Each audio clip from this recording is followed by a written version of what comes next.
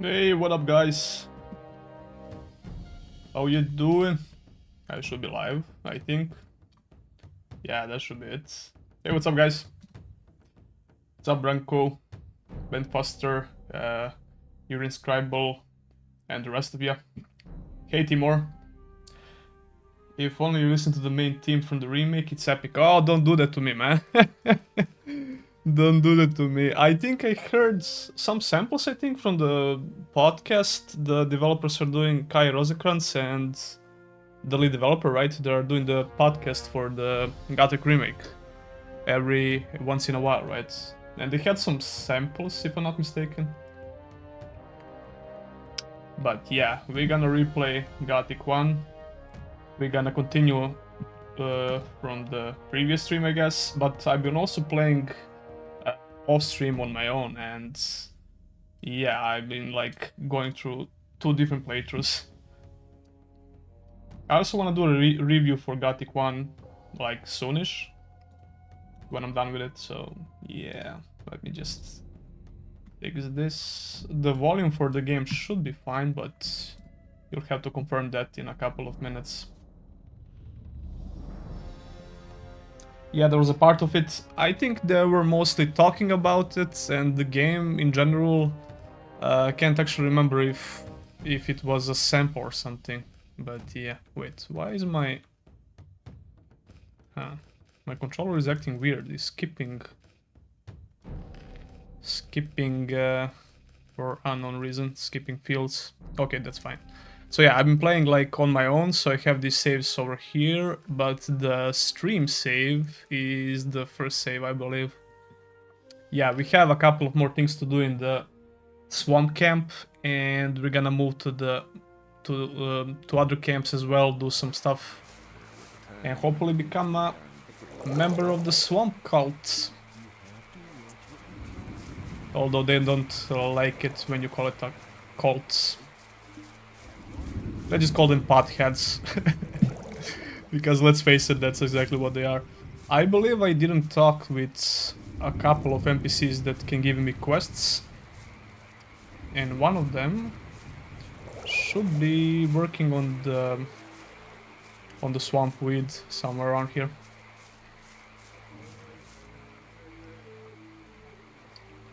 Ben Foster, you've been coasting through Bloodborne and surprised how easy it is. Like, I wanted to play Bloodborne for the first time, but I wanted to wait for the for the 60 FPS patch, because I got it as soon as I got my PS5, like, which was like last year or something like that.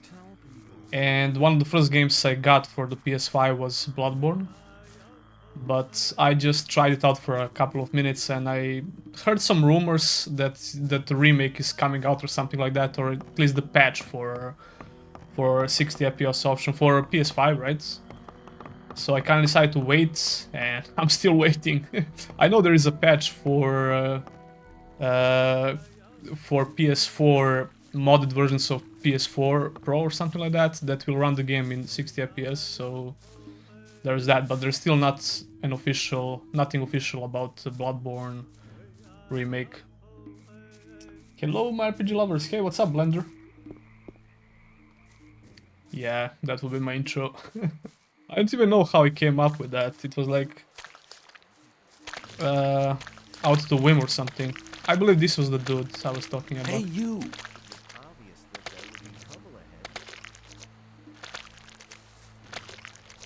Like, sometimes the NPCs in Gothic will interrupt what you're doing and talk with you, and some NPCs, like the main dude from the camp, will just sit down and talk with you, but I don't know, they usually will interrupt whatever they're doing to talk to you, but How's it going? sometimes they don't. I'm dead on my feet, man.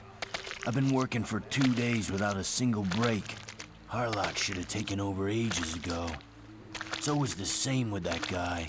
He's probably lying in his hut, fast asleep. Why don't you just go there and give him a right kick in the butt? Can't leave here while Baloran is in charge. The work has to be done either way, but you could go there for me. He's staying right under Core Column's alchemy lab at Fortuno's. Tell him to get his butt over here. Okay.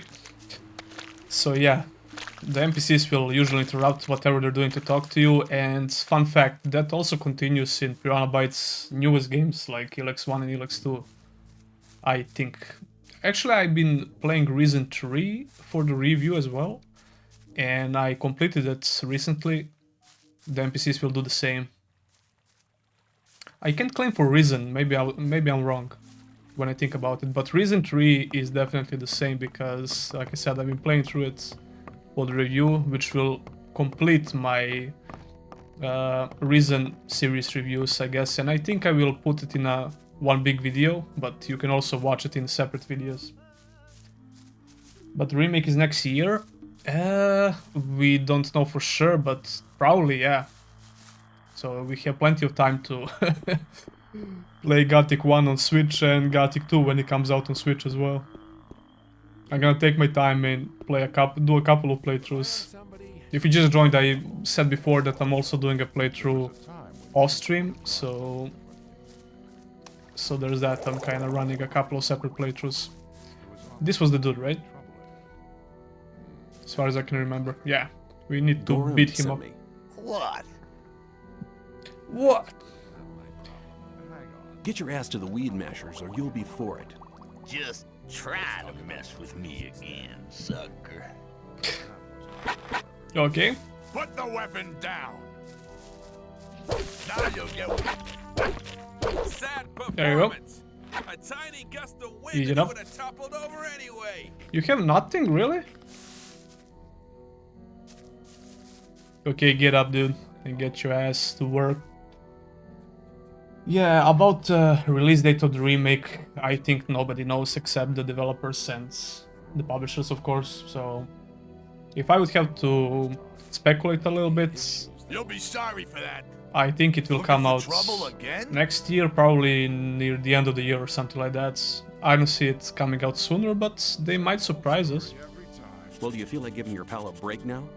You damn. I just hope it comes Why out do in you a have to good meddle in my state, affairs? whenever I just wanna see that you might be. mashing. Okay, I'm on my way, sucker. By the way, there was a Let me new pass. patch. Shut the hell up. There was a new patch that released for Gothic 1 on Switch, Not go rushing into anything. which fixed like most of the problems, I guess. I had a couple of crashes when I played in the handheld mode yesterday. I had like 3 crashes in about 3 hours or something like that, and they all seemed random. But other than that, it works like completely fine.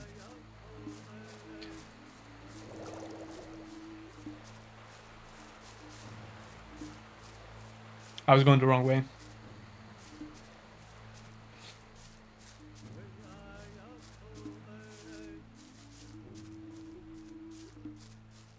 Need to do the quest in the swamp as well for collecting weed, I believe.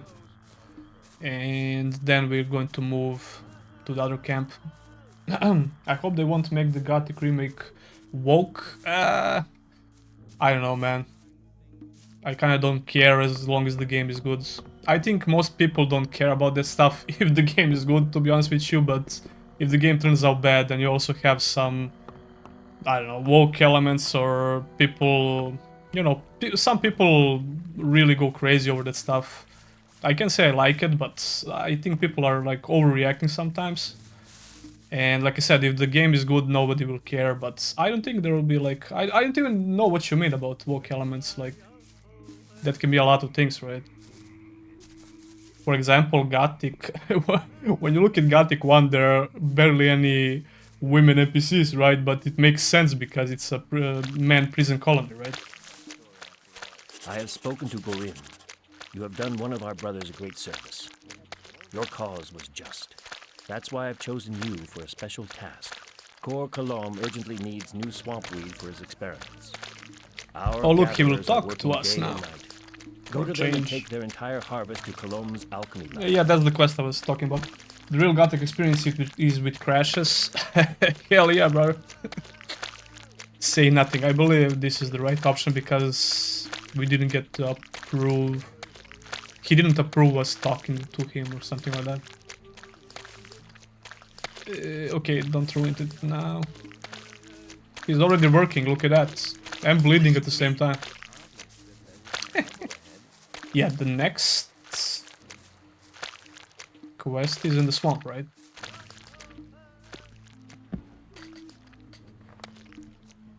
By walk, I hope the prison colony won't be full of girl bosses like Starfield. As long as they don't change the like the main stuff in the game. That will be like gender swapping. I don't think that will happen, man. Don't worry about it. That will be too extreme. They will just piss off the fan base. Like, that's the last thing they wanna do, trust me.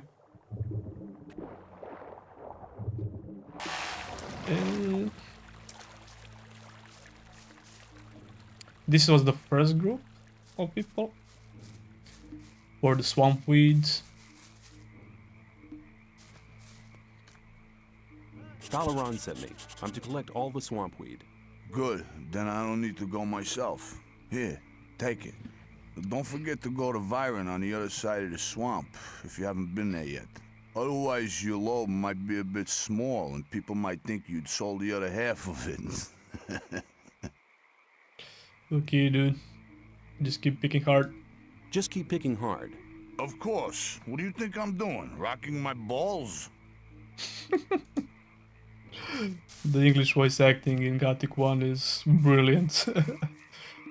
I love how some people who never played Gothic with English subtitles... Wait, this is a dangerous part of the swamp, and the other camp is somewhere down there, as far as I can remember. And the best place to reach it would be this way, I believe. The other way around. As I was saying, I like how some people who never played Gothic 1 with English subtitles always get surprised how bad it actually is, because German voiceovers and Polish voiceovers are top-notch.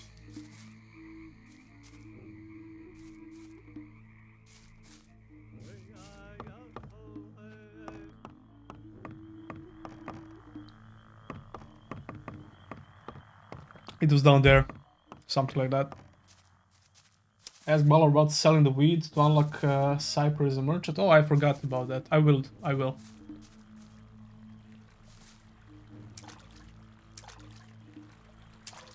I'll just do this quest because this is the second part of the weed gathering here. I have to watch out for the damn sharks.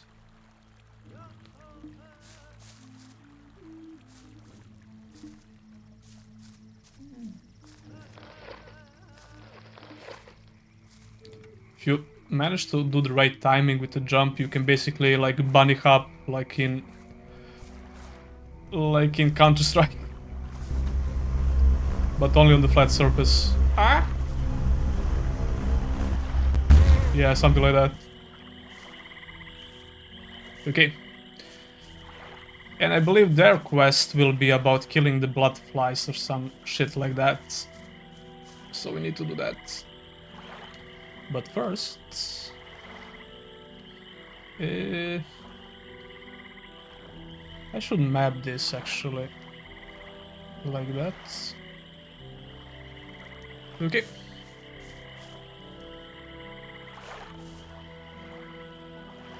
Balaran sent me. I'm to take the whole harvest to Cologne. You think it's that easy, do ya? Anybody could turn up like that.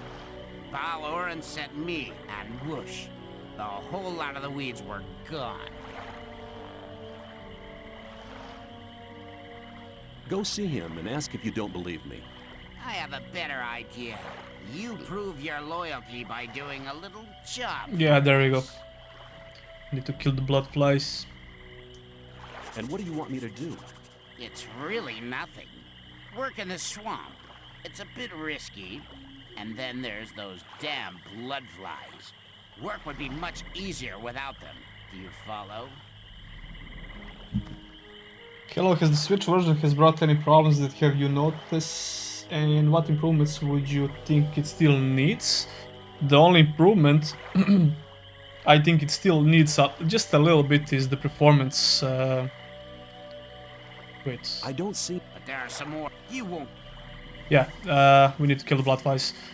The only improvement I would still like to need is a bit, what am I talking about? In the newer patches or something is a little bit more improved performance, but it doesn't bother me that much because the game still manages to keep 60 FPS for most of the time.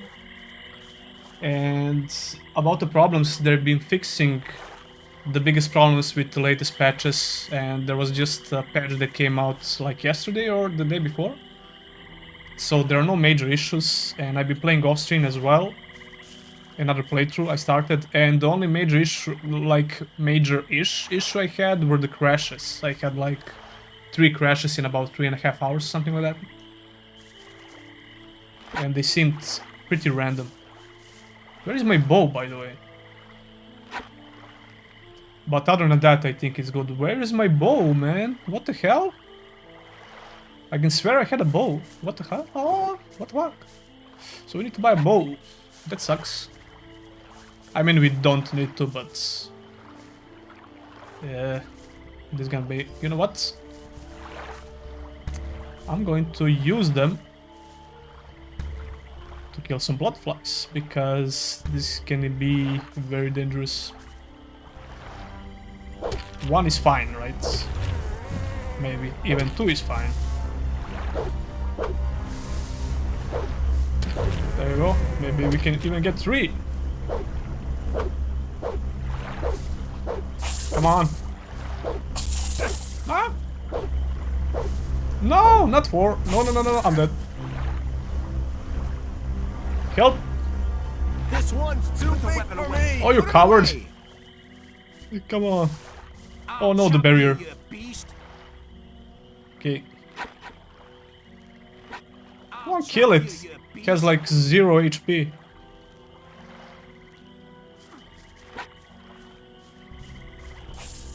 Or you useless, man.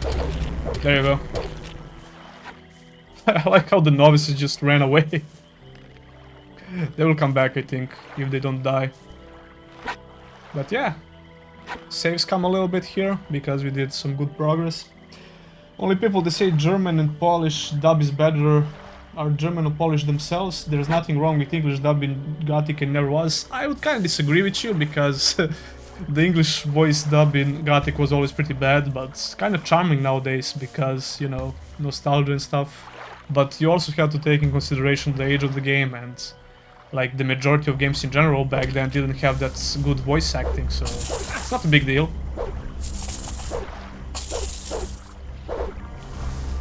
How am I missing? There you go. And about the improvements of the switches, the new UI is really helpful, the shortcuts. So yeah, the controls on the joypad are surprisingly good as well, like it said in previous streams. It feels natural. I was expecting to see some clunkier joypad controls for some reason, because, you know, it was never meant to be played with a controller. But there were already mods for controller on the PC, which were good. There you go. That went smoothly. And there should be some more bloodflies somewhere up there. Saves come like a pro. I always play with Russian dubs and it's awesome too. Oh, I don't know about the Russian dubs, I never heard anyone talking about them. But yeah, I would assume so, because Gothic games also have a big Russian following. And just in general, Europe really likes Piranha Bytes games. Oh no, no, no. I keep forgetting about the barrier.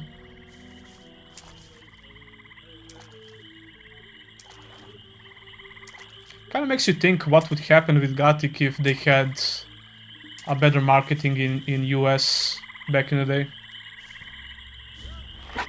And we can actually see that with the Gothic remake, so hopefully it's good and it's more popular.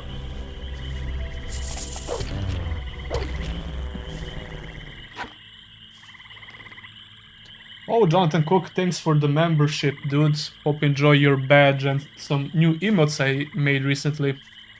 Thanks a lot, man. Welcome to RPG membership. RPG Zone membership. I like with English language, and it was consistent with both Gothic 1 and Gothic 2 using the same actors. In Elex 2 and Elex 2, I disliked it a lot. Jax didn't look the same, and the voice actor was changed.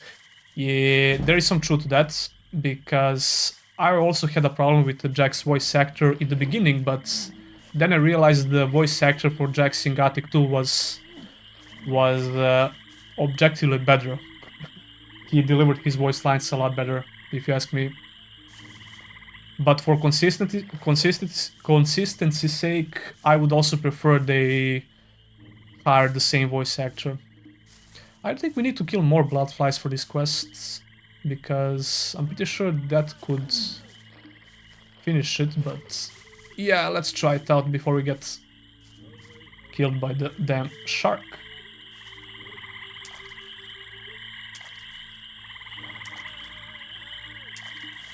Don't feel like the same protagonist?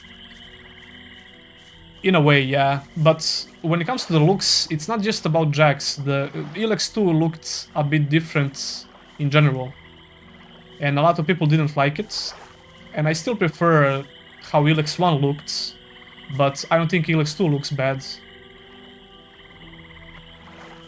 for a AA RPG, I guess.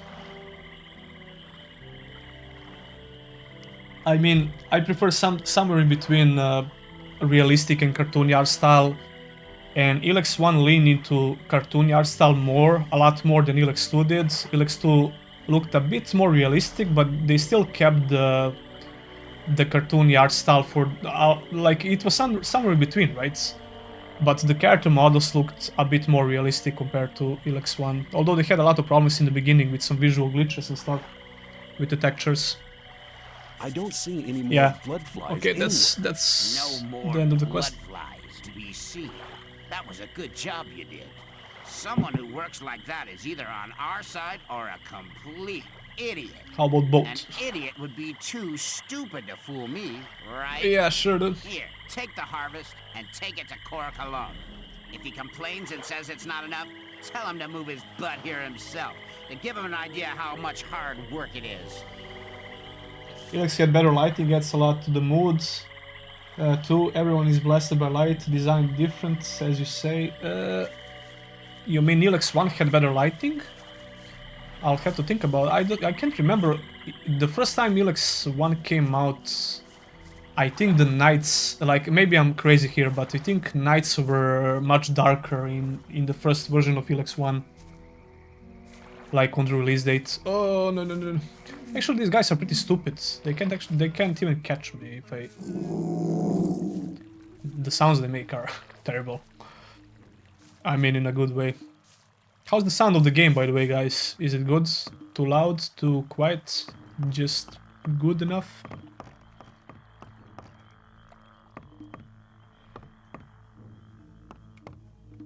Yeah, like I said, Elex 1 had... I could swear it had darker nights in the release version. And there was that weird visual effect when you enter closed areas like houses and other closed areas. You have defended our gathering. Oh, there you go. You have not only proved that you're on our side. The game will go you have dark proved for a that you are second. a worthy servant of the sleeper.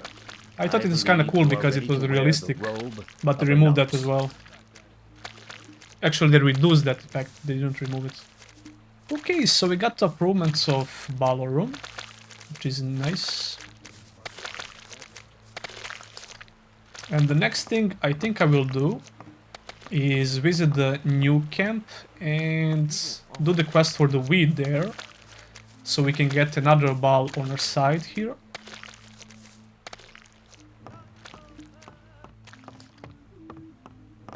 But before that, I remembered that I didn't lockpick the chests. Actually, just one of the chests is lockpickable, I guess, if you don't have the master rank. Something about that story after all.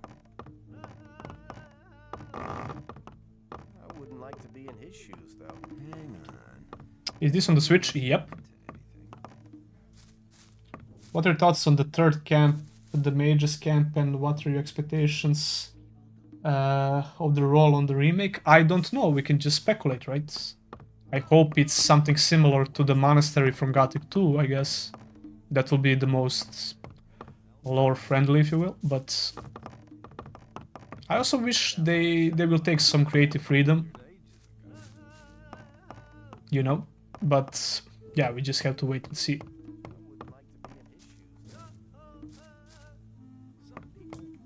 Oh, oh, dude. I actually died a couple of times off stream like this, just jumping around like an idiot. Yeah, this is on Switch, I'm streaming it from my brand new capture card, so it should look really nice. Some people never learn. For some reason I thought these Happen again. houses are connected all along, but they're actually separated. Switch version better than PC? Like I said in my video and in previous streams, you can say that the Switch version is kinda better and more convenient to play if you don't plan to use mods on the PC. But if you're like at least a little bit tech savvy and you're not afraid of modding the game on the PC, like you can make Gothic 1 on PC look amazing, but still, I don't know about the controls on the PC, if you can get the same controls like on the Switch, although we're getting the update on the PC as well for these controls on the Switch, so we don't know exactly when, but we're gonna get the controller support like on the Switch on PC as well. What are the impressions after the patch? I played the game off stream yesterday, and in general the game works like perfectly fine for me, although I found one bug here in the camp, and that was related to Lester. He had he had a clone, basically a naked clone, that would come and start the chapter 2 for me instead of the original Lester, and he would disappear later when I went in the other zone and came back. So that was kind of weird, but other than that and a couple of crashes I had, the game works perfectly fine for me. I believe this chest... No. God damn it.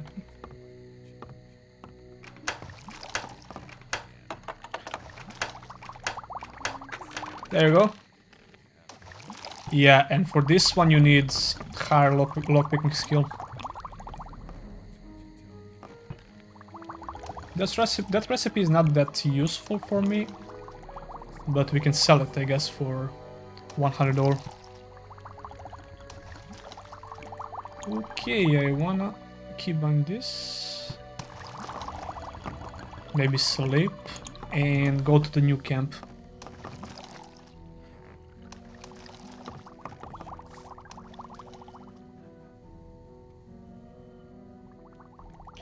Honestly, I can't imagine playing Gothic with joypad, especially melee.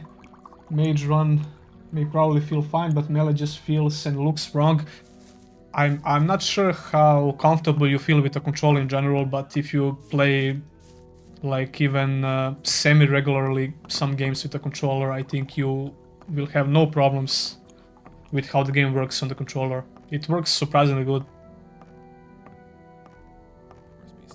To tell you the truth, I find it hard to go back on the PC and play it with the mouse and keyboard after playing it with a controller on Switch. But like I said, these updates are coming on PC as well, so you'll be able to play with the controller on PC, although THQ didn't announce when that is happening, so I'm going to guess that it's probably coming before Gothic 2 on Switch. Yeah, so the next quest I'm going to do is in the new camp, which will allow me to talk with this bow. And I believe that will be like all of them. So we can join the camp and start chapter 2, get some new items and the beginning clothes. And as soon as I do that, I'm gonna go on a killing spree of bloodflies, wolves and other stuff we can find in the wood. I think that's the best approach. Can't want meat, right? The running animation looks so weird, not gonna lie. Yeah, it's a 20-year-old game, man. So it's gonna look weird.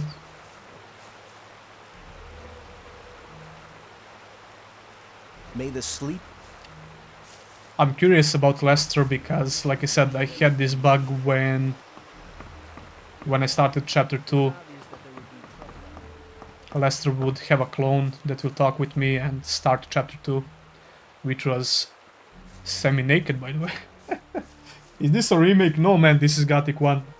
But, you know, I'm getting ready for the remake by replaying the original. This is Gothic 1 on Switch that just came out like, almost like... It's not been a month, right? It's been half a month or something like that. So the original game, the port of the original game came on Switch with some improvements. Like the controller support, obviously.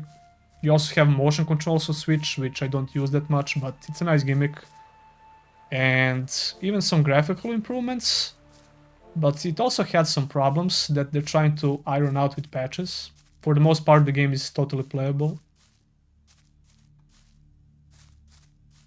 I said before that it had some crashes here and there. Interestingly enough, they all happened in the handheld mode, so I don't know if that had something to do with it. But I did a couple of streams. This is like the third stream I'm doing for Gothic 1 on Switch, so I'm gonna do a full playthrough. And I had 0 crashes in the docked mode, right? But I had a couple of crashes yesterday in the handheld mode. The last time we visited this place, the goblins were completely bugged, so that's probably fixed now. That was on the patch notes. I'm gonna quickly check it. I'm gonna die here, but I just want to check the goblin AI because that was bugged. Okay. Yeah, they didn't even react before, so they seem fixed. I can only pull one of them. Actually, this weapon won't do any damage to them. Gonna die. But yeah, they work now. So yeah, Goblin AI fixed, confirm. When I first tried Gothic after nothing else to play for one of those years, I was like, this is unplayable with keyboard and mouse. But somehow the more I played, I did get used to it. Still, it's really fucked up. It's really weird when you try it out, especially like today. Like modern gamers are so used to, I mean, it's logical. You're used to like pressing one key for one action, but Gothic makes you use 2 keys for simple actions like attacking, picking up stuff, and interacting with the world in general. So it's definitely weird. But when you get used to it, it's not that bad. And it works. So yeah. But it's definitely a barrier to entry, right? For newer players. And that's one of the reasons why I said that the Switch version, it's quite possibly the most convenient way nowadays to play Gothic 1 if you don't plan to mod it on the PC. Did I want to do something in the old camp now? Probably not. Or at least not yet. Best RPG ever. One of the best, definitely.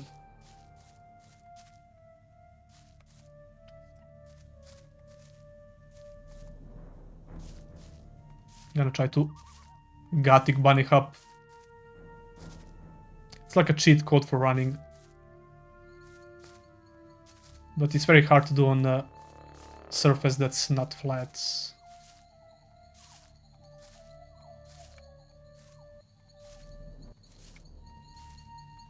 There you go, that was good.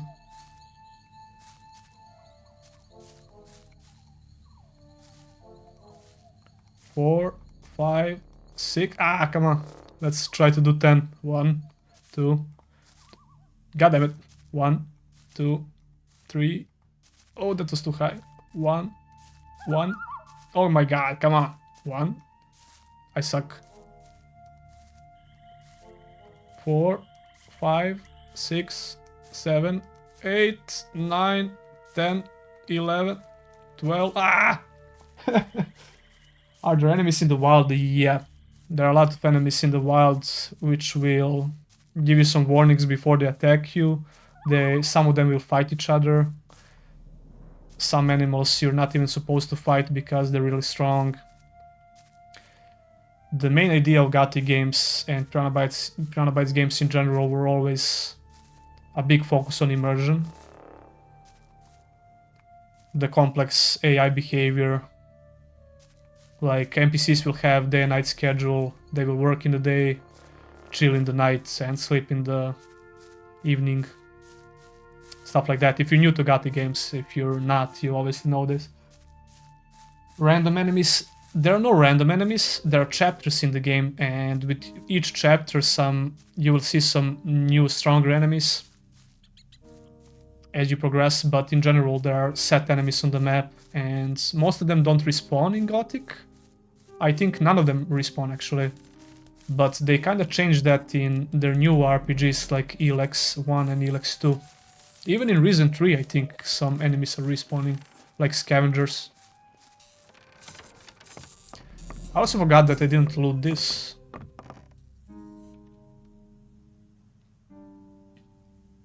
Got it 1 week after the release, thanks to THQ Chaotic Shop, but it's absolutely worth it.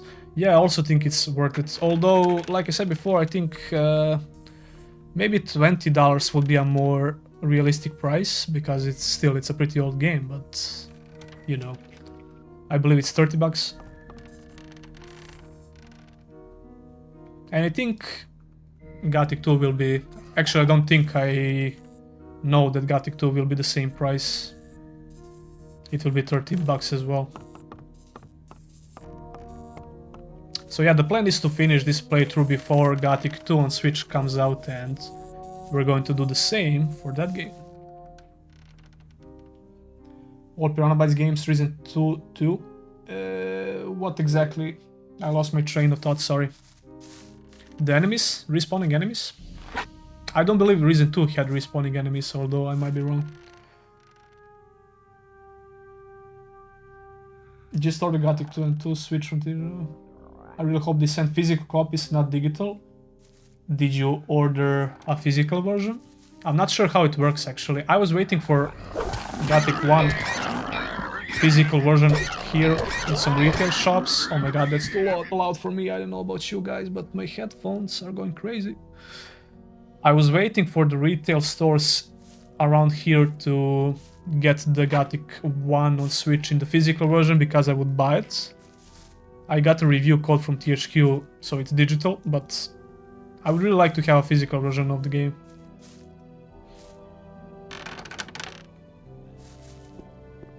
And the retail store still didn't get it for some reason. They usually get like all new Switch games.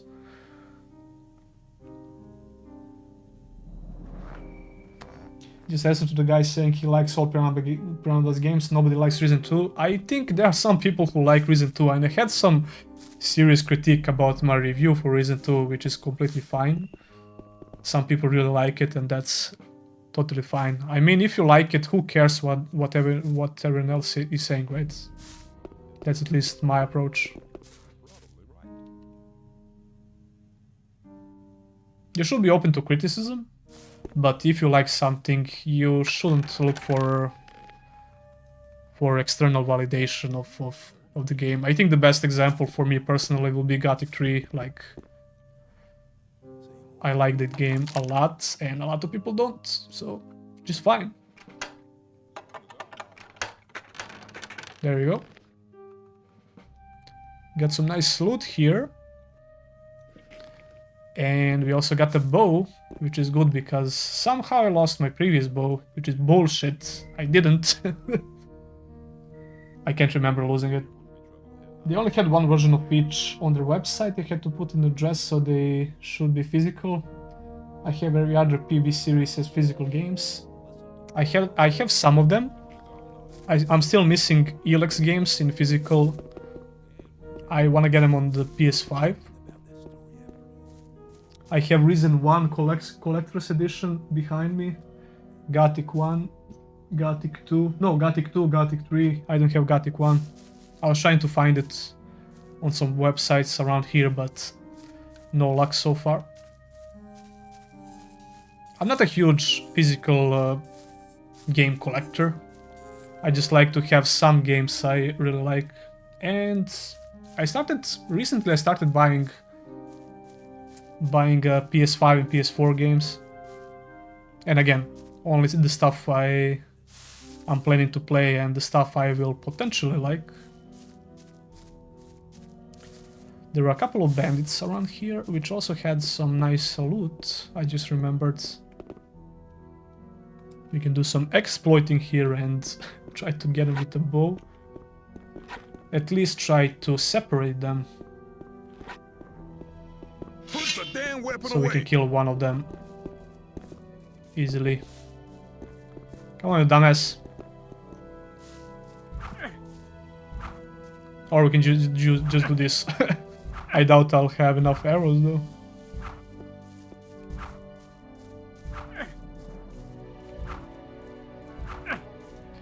Yep. Pretty sure we can easily make it. Yeah, there we go. Wait, the bloodfly? I don't remember the bloodfly. That's random. Okay, now fight. Yeah, there we go. Kill him. You gonna kill me? Oh, you're so stupid. Come on.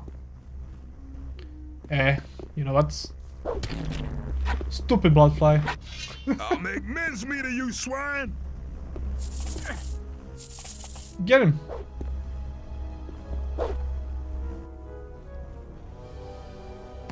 R2 was weird for me. Oh my god. I won't lie, it wasn't so bad. But Reason 3 was better. Reason 3 was way better if you ask me, but still it was pretty mediocre in general. I'll have a review for that game very soon. Like, I had a retrospective for Reason 1 and Reason 2, and I just finished my playthrough of Reason 3, so that will come out soon. Ish. Amazing AI right here. I have to do everything by myself, right? I'm gonna run away. I'll make mincemeat of you. So the bloodfly will just ignore me, okay.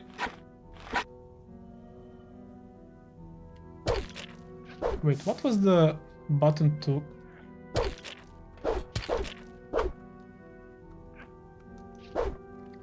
I actually never used it so far. The button to finish off the enemy. It's also the combination of two buttons on the controller. Let me just loot him first. And the blood flies will be a problem.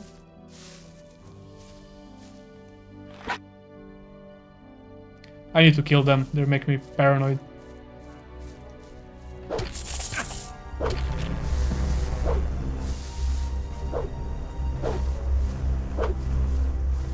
You'll be sorry for that.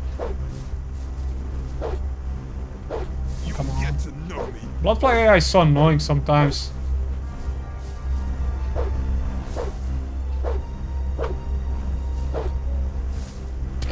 There you go. Now come here.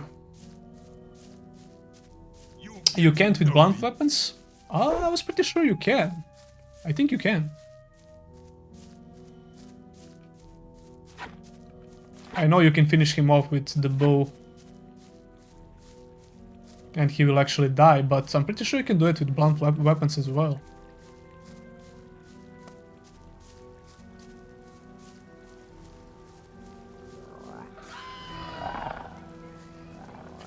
That's my XP. Leave him alone. So this is like doing a Witcher quest. You follow the blood trail. He's breaking ankles. Yeah, he's fast, boy. Come on, stop, dude. Oh my god, how long are you gonna run?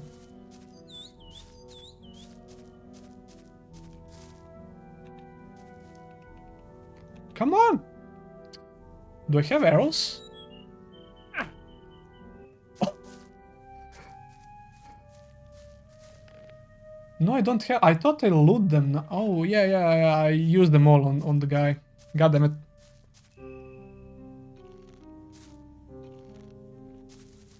So we need to do some bandit hunting, I guess. And the other dude was below the cave as well. I'm playing Reason 1 and having quite a difficulty with combat. For me it's weird. Ironically, Reason 1 has the best combat out of all Piranha Bytes games, if you ask me. And it takes some time to get used to because some of the controls are a bit stiff.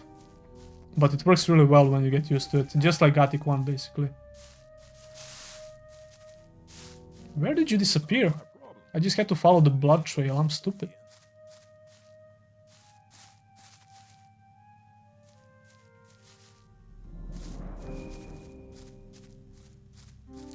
Did the blood trail disappear as well?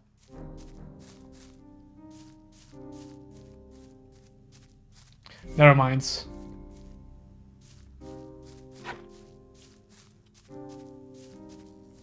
That's how it's supposed to feel like, you're always weak. Yeah, that's one of the aspects of Piranha Bytes RPGs, you're always really weak in the beginning. Just to incentivize that sense of progression. Did I explore the cave, by the way? I think I didn't. There was something to loot here, right? Yep. I can hear those bandits. So he might have returned up there. Gothic Remake is not releasing anytime soon. How do you know, man? But yeah, you're probably right. It's not releasing at least this year, but the next year, I think it's probably going to come out during the next year, at the end of the year or something like that. But then again, pure speculation. Are you back? Yes, you are. You'll get to know me. And he's running again. Wonderful. Now you'll get what in your mug. Oh no! Yeah, let's pretend that never happened. I was sliding and couldn't do anything. I thought I'm going to get him with just one hit. The music in Gothic is great. Forgot about the music. Yeah, the music is amazing, man. Where did I save, by the way? I did quite a bit of saves coming. Right before I looted. Oh my god. Actually, that's not so bad. Wait, I don't remember killing the mole rats. Did the dude who fell here kill the mole rats? Maybe? Because I don't remember killing them. That's really not my problem.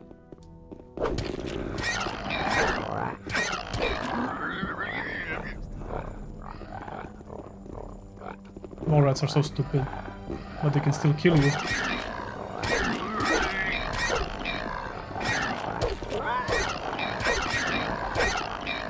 They can stun lock you, oh my god.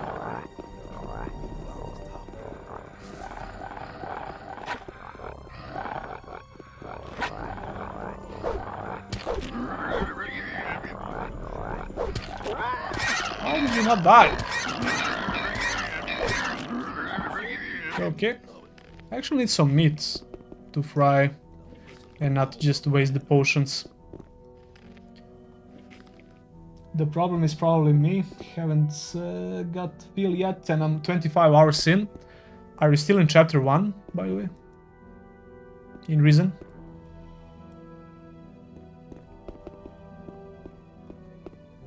So the best advice you can have in pretty much all Piranha Bytes RPGs, especially in the beginning, is like talk to as many NPCs as you can, and that will give you some simple quests. Do the simplest quest possible until you level up and get some basic gear. Avoid fighting in the first like a couple of hours. But the combo system of the first Reason 1 is pretty good, and quite possibly the most skill-based action combat that Piranha Bytes ever made. Ironically, the music is best in Gothic 3. Yeah, I agree. In exchange for almost everything being worse, I don't agree with that though. Like I said, I love Gothic 3 a lot, but I can also see objectively the problems with Gothic 3. I think the main problem with Gothic 3 was the fact that it was unfinished and it had a lot of stupid fetch quests. That was the main problem, but objectively, that game had a huge, handcrafted, beautiful open world to explore with 0 load screens in 2006. And then you have Starfield from 2023 that has a load screen after every a couple of minutes. So think about that.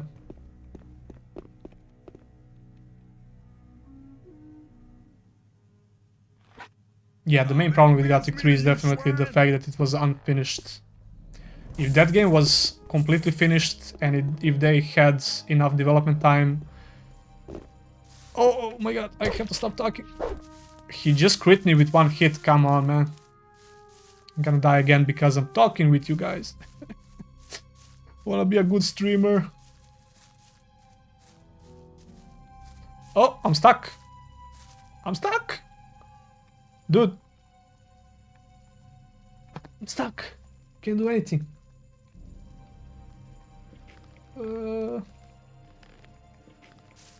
Come on, you can do it. No, no, no. Oh, that's scuffed. Oh my god. Fighting for my life here. Ooh, the sound effect.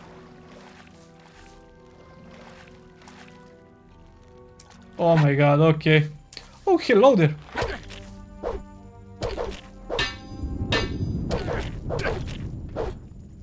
Damn! Come on! Don't run away!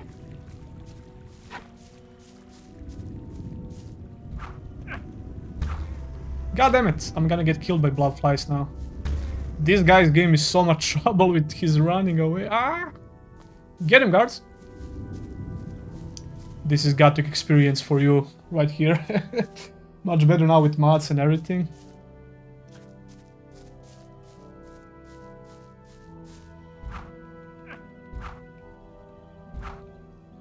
Ah, so close.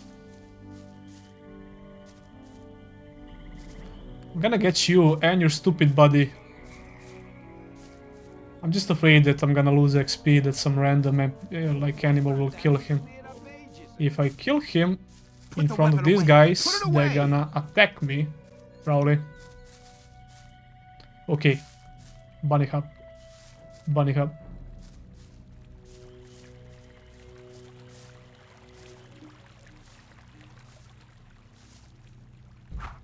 There we go. God damn it. That wasn't supposed to be that hard. I actually like the fact that they will run away and fight for their life. Why do enemies run away? Wouldn't you run away if your life is in danger? And if a crazy dude is attacking you from above with a bow? Although they were bandits, so who cares, man? They will attack me first. Whoa, what the fuck is the sky doing?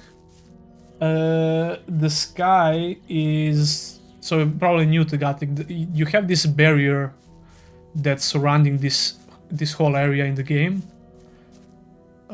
You can't get out, but stuff can get in the barrier. So that's pretty much the essence of the story in Gothic 1. And basically everyone is a prisoner in the barrier. You have a couple of camps in the game, all with their different philosophies for trying to get by. That's essentially the main gist of the story. The update coming to PC like they did with Resident, yep, although we don't know when exactly. I could swear I killed those small rats, but no.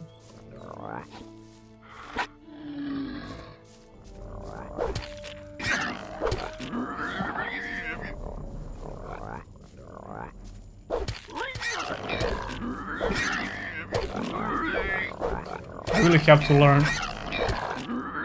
some better skill with one-handed weapons. I thought you can learn two-handed weapons without dumping your ability points into one-handed weapons first, but that appears not to be the case. So I was wrong, I forgot about that, because in Gothic 2 I'm pretty sure you can just go for two-handed weapons right away if you have the strength or agility.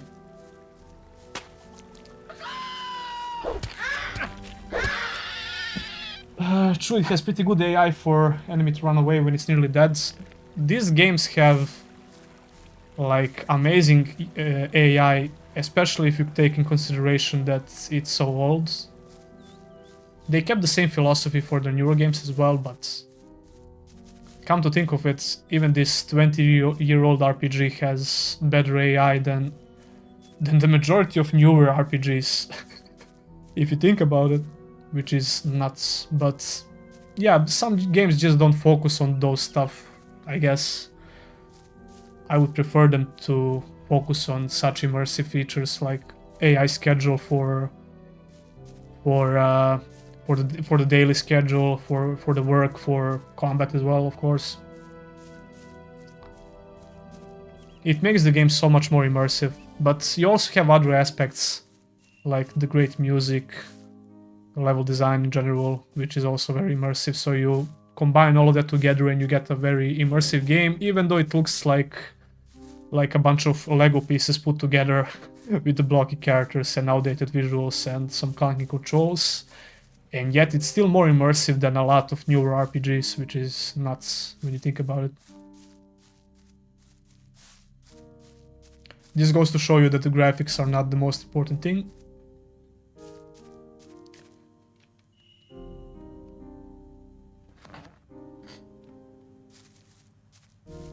Older games have better AI in general. Yep, I would agree with that. Most older games have better AI. I think that's the problem with the scope of newer games and modern games in general, like the scope creep, I guess was the term. They would get bigger and bigger, but dumber and dumber in a way because of the AI.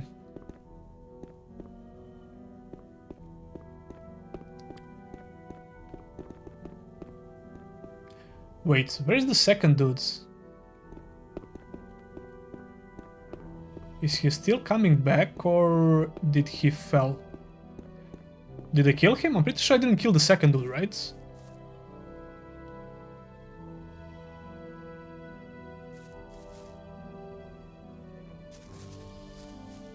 They didn't remove the inner dialogue yet, so I don't give the remake much chance. You mean when the hero is talking to himself? How do you know that, actually? Because that was only the case in that trailer and the playable teaser. The second Doug had some very nice loot that I wanted to get, but he's lost apparently.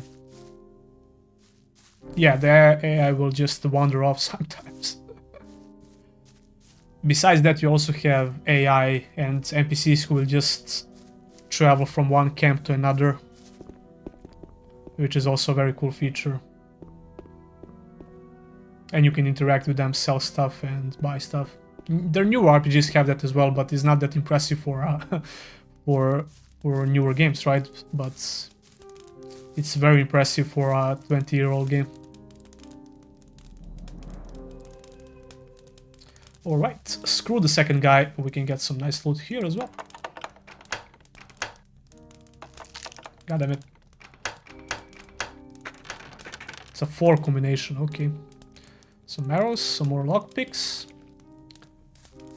Just in case I run out of lockpicks for this chest, I'm gonna save scum from the short demo that was released like 2 years ago. Yeah, man, that was completely scrapped. That demo is history. The game doesn't look like that at all now. So I wouldn't be surprised if the inner dialogue is removed as well. So you shouldn't worry because of that.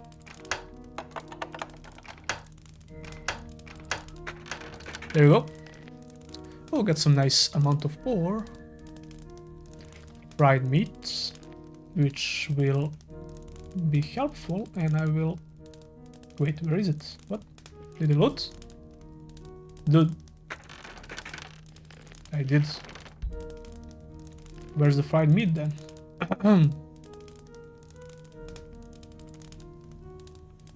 Oh, there we go. I'm so blind, oh my god. Okay, so we'll continue to the new camp. Maybe kill some bloodflies along the way. Maybe it's more safe to go here. if I can manage to get up again.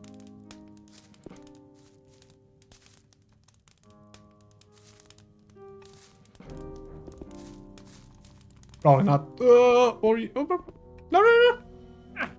Okay, we good, boys. We got some fried meats. Do you recommend Gothic 1 or 2 for a newbie to the series? That could be a tough question. I would... It depends. If you have a Switch now and you want to start with Gothic, I will recommend Gothic 1 on Switch, mainly because of the controls.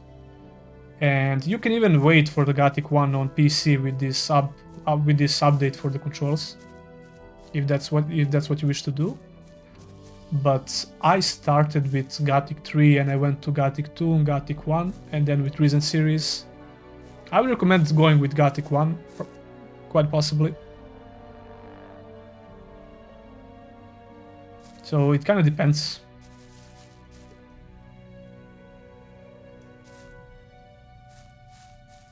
To tell you the truth, I would recommend you to start with Reason 1, because it's very similar to old Gothic games and it's a bit more modern. It's from 2009. And if you like that concept, go back to Gothic 1 and 2. I would recommend 3 as well, because I'm a huge fan of Gothic 3, but a lot of people disagree.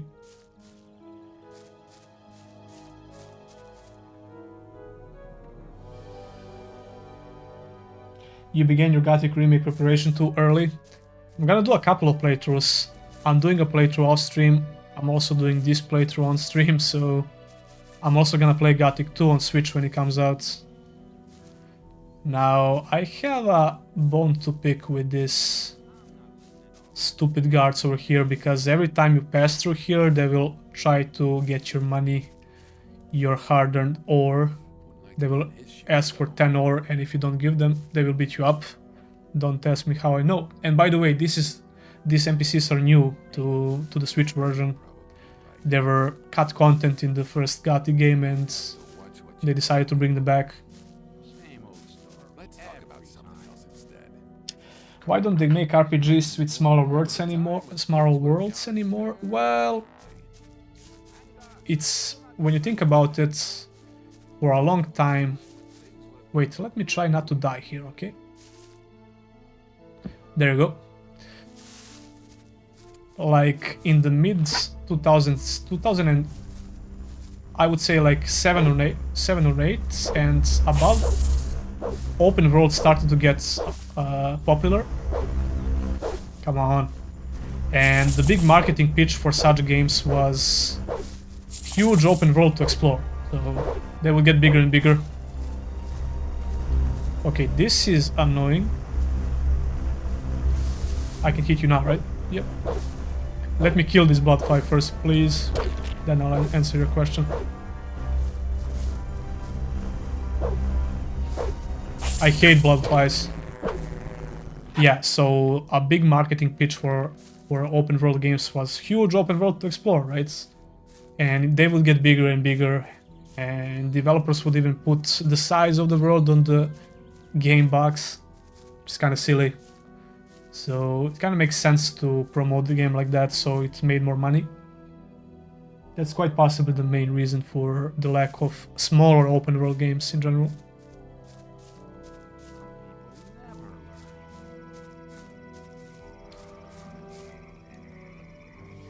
And for a long time, developers were trying to lean towards that realistic side of things. So when you think about it, imagine for a modern game like Gothic, I mean, you don't have to imagine, we'll get Gothic remake soonish, I guess, but it wouldn't make sense to just go on foot, right? Because some people would expect more realistic travel, I guess, with mounts or something like that, which would totally kill the exploration. If you ask me, in a smaller open world, mounts wouldn't make a lot of sense. Then some people will expect a lot of fast traveling, which will also kind of ruin the exploration in such open worlds. So it makes more sense to make them bigger and just slap fast travel points and mounts, stuff like that. I'll give you a second. I don't hate mounts, but Try not to mess it up this time. they can kind of ruin the exploration in some games. Lord, and Then take water to all the peasants. Got it? You shouldn't believe everything. If you remember from the last stream, Lefty tried to kill me because I didn't want to deliver the water anymore. But I will do it now. Not right now, but I want to pick it up again. Right. There's about twice that amount of peasants. Okay, I'll do that later, but I want to go and sell the swamp weed for the dude from the temple and go back to the swamp and quite possibly start the second chapter. Is it skill-based combat in Gothic 1? Yes and no. I mean, you have to dodge attacks, move to the sides, you can block attacks and look for the right timing, but you also have a huge aspect of character progression, which means that you have to, no matter how skilled you are in this combat, you have to progress your character with better gear and do quests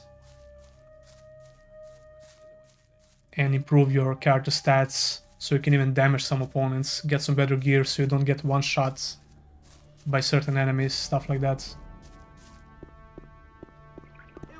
It's not like a fully skill-based game where you can like kill everyone with a starting weapon, if that's what you're asking.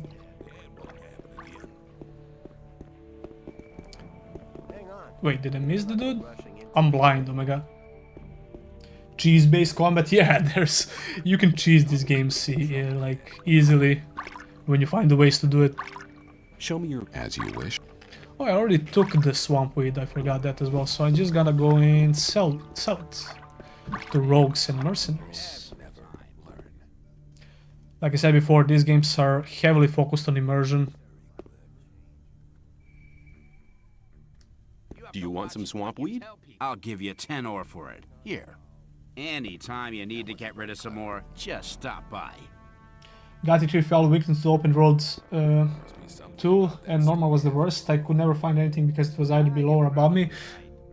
Gothic, like I said before, Gothic 3 was unfinished. If it was finished, I don't think you will have like half of those issues that people have with the game. I don't agree with that because I think the world was very vertical and very fun to explore in general, but Normal was supposed to be this, like, let's say high-level zone that you're not supposed to visit until you progress your character quite a bit. Traversing Normal was very, very hard, especially for the first time. Hey, you! I really love the world map in Gothic 3 in general, so it can be tedious, especially the first time. As you said, Do you want some swamp it can be weed? hard to find I'll stuff give on the you map, 10 ore for it. Here. but that also encourages Anytime exploration, you if you need ask to get me. rid of some more, just stop by. And compared to some other open worlds, especially from that time, but even today, you can compare it to modern open world RPGs as well. You can feel how, I guess the world will be artificial. Some parts of the world are, but in that game you can feel it's handcrafted.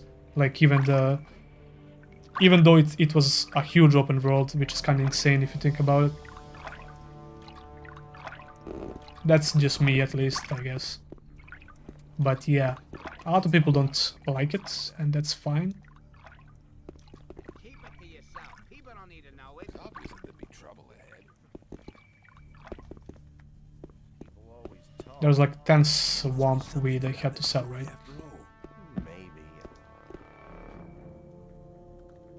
I have some swamp weed here. Do you want some? Sure. Here's 10 This ore. Mortana alone would be more Come by than again enough when if you you get ask some me. more, will ya? It would, but I think the 3 different biomes in Gothic 3 is what makes Gothic 3, I guess, because you had a forest area, a desert, and a snow area. I think that's really cool. Do you want some swamp weed? I'll give you 10 ore for it. Here. Anytime You need also to have get rid of maps some that you, more, especially just today, stop if you by. want to play Gothic 3, you have like in older Gothic games, you have many maps you can find that will show you where some stuff are on some specific places.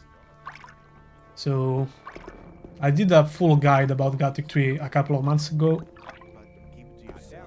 So if you plan to replay it, you can check that out. It's pretty much everything you need for Gothic 3 to make it as good as possible. We're also waiting for that Do you want some? 12-year project Here's for 10 Gothic ore. 3, which Come will by again. try to make it more like older Gothic games. Community project, but it's been like I said, almost 12 years or something like that since it was announced. Hey, you. Although they're still working on it actively in their free time. You look like you could do with some swamp weed. That will be fun to see I'll have a stalk for 10 ore. when and if it comes out. Come back anytime, bro. I'm really hyped for that, even though it doesn't make any sense, because, you know, it's been 12 freaking years. But you can't blame them, they are doing it for completely free, right? And they are doing it like a passion project. We have 3 more, right?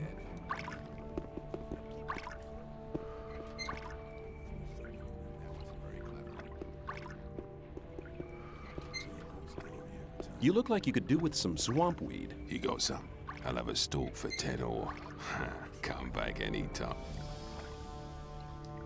The new camp has a couple of these annoying quests like this and the water, which are really repetitive.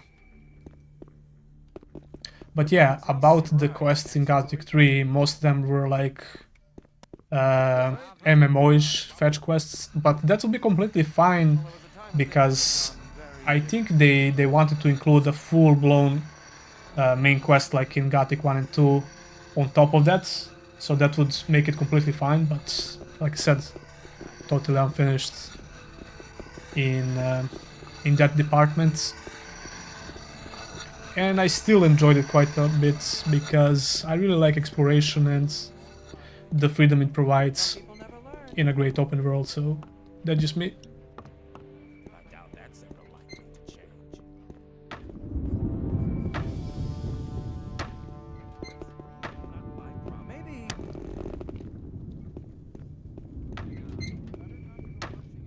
I think I will try to restart the game because it seems like the performance is all of a sudden a bit worse than it was, you know. So I'm gonna make a save here. And I'm gonna restart the game real quick.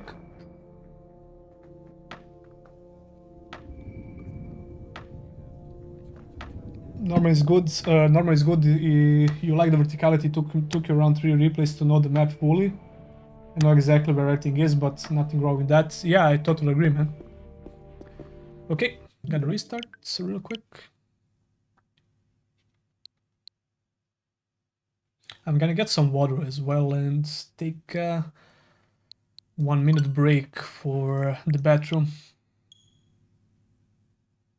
As you guys can see, the Monster Hunter Rise is on my list here as well, and I'm playing it in my, I guess, free time.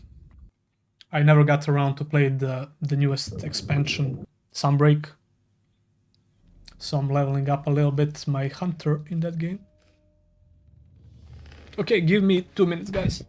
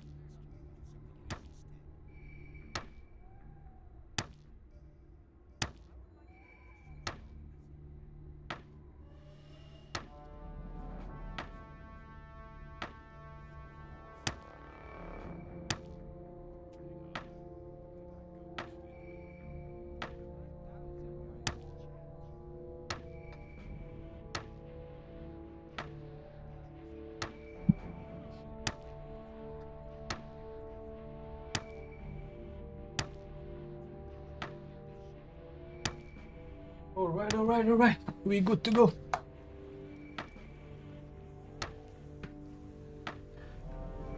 Hey, you can hear Shrike repairing his hut. Yep, he's hammering away.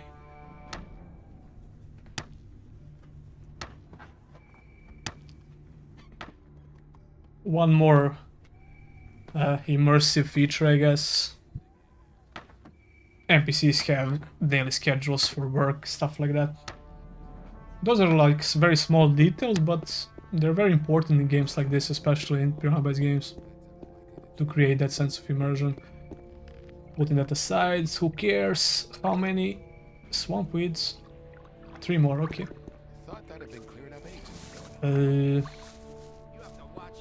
Can I only sell them to rogues? Or can I sell them to named NPCs? I actually forgot. Bro. Come on. Are you kidding me? Anyway. Can you sell it to the mages? That'd be funny. Just wait. I never talked to him, so let's talk. Greetings, magician. May the blessing of Adanos be with you. I can help you to increase your magic powers or give you some useful items.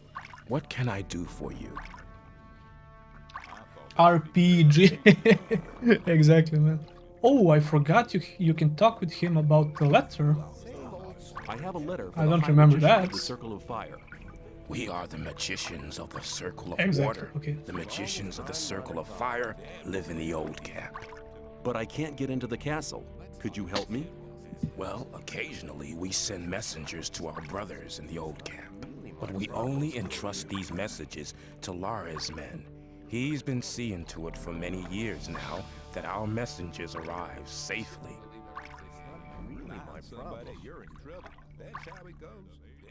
I want to acquire... Have something useful. I believe we're going to get 1 ring when we're done with the becoming a member of the temple. So I'm not gonna buy anything, but can I sell something? Yes, I can actually. Okay. I'm gonna keep 1 of these axes just in case. Okay, wait. You don't have any ore? You're useless, man. Come on. Never mind. Okay, there we go. Did they sell wheat to you? Hey, you! I did. How about you? Probably did. Or not. You look okay. like you could do with some swamp weed. Can you give Kronos one? I'm I'll not have sure. a stalk for 10 ore. Come back any... I believe there was an NPC who can try to beat you up for the weeds, but maybe I'm wrong. So... Saves come all the way. I'm not gonna talk to you. I sold you some weed, right? There are 2 guys up there, which... Yeah. How about these guys? Hey, you! What's up, Baldies? I have some swamp weed here. So what you want guys some? playing Sure. these days? Here's 10 ore. Come by again when you get some more, will ya? What games are you playing? Playing new games, old games? That wasn't very clever. You look like you could do with some swamp weed. You got some? I'll have a stalk for 10 ore. What camp are you doing again? Personally, I did Swamp Camp just once, so that's the one I remember least. For me, it was just New Camp and Mercs all the time. Yeah, that's the exact reason I'm going for the Swamp Camp. And I'm very close to joining them right now. That'll be it, right? Yep. You don't look very agile. I could help you. There was a time when things would have gone very different. What can you teach me? I can show you how to control your body. It's the art of acrobatics. I forgot how many skill points I have, so I wanna save them for strength, and I have to invest points, unfortunately, to one-handed before I learn some two-handed skills. 30, okay. Acrobatics are very useful, but we'll try to remember that for later. I think this quest is done. And I'll return to the swamp camp right away. As soon as I... Is this my torch I dropped like the first time I was here? The roof looks like it's from hay, which is not flammable at all, but okay, game. It would be very cool if Gothic and Piranha Bytes games had destructible environment, but I think that will push the engine they're using to the limits. I'm also wondering about their engine, will they ever change it? Maybe go to Unreal Engine 5? Hey, you! Highly doubt that will happen anytime soon, but... I've shared out the weed. The first new customers have already been to see me. You've done a good job. What will you have as a reward? So was it... I think he could give you the spell, or just tell... or just he could give you one of the very strong weeds to give to the ball. I think I'm gonna go with that, I guess. That will be this option, right? Tell me to join the Brotherhood. Your Red Dead request Redemption is 2 and Disco Elysium? I'll help you. That's a So nice mix. listen to me. Baal Tyon is one of the lower gurus, just like myself. Barion has made him one of his advisors. That has not done him any good. He now thinks he's so important that he'll talk to nobody but his disciples. If you give him this here, it'll loosen his None tongue. of the balls will talk to you, not just him. Show me. As you I like how he only has weed on him. Like, not even a single ore or anything else. Like food. Just swamp weeds. Okay. Maybe I should visit the mine before we get back to the swamp camp.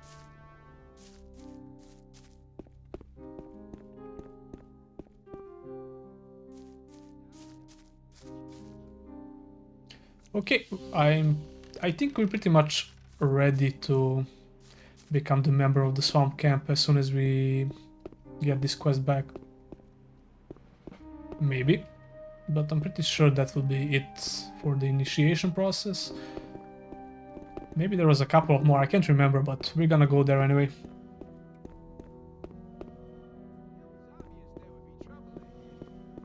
Or maybe before that I should do this stupid quest once more for the water. I'm gonna skip through dialogue, but you can't skip through this animation they're doing, which will be fine if you don't have to look for it like Thanks, man. every time. It's kinda dumb, but you know. Hey, you! Look. Yeah, you can skip through dialogue, but you can skip through their animations. You just have to watch them chug water. Very fun indeed. Hey, you! Lefty sent me. I brought you Temple some armor water. looks great. Thanks, That's one of the man. reasons why I want to join My them, mouth's like a and desert. those two-handed swords look very good as well. So Temple armor looks... it's one of the best looking armors in the game. When it comes to the Gothic remake, they did a great job with the screenshots. Pretty much all armor look amazing. That's gonna be fun. I brought you some water. Thanks, man. I believe I'm gonna go with the old camp when the Gothic remake comes out for my first playthrough because you. it's a no-brainer. But after that, Lefty sent me. I'm gonna join I them brought all. you some water. Thanks, boy.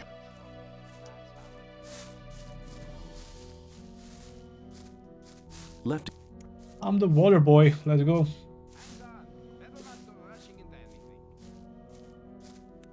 Okay.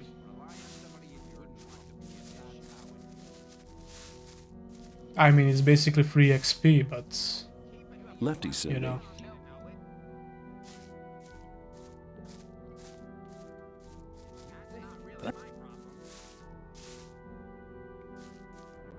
We had Hey, 12, you. right? Lefty. Yeah, all camps like main in the remake looks pretty decent so far. Yep, especially in the trailer, even though it's a cinematic trailer, but it's in engine, you. so we should expect the game to look something like that.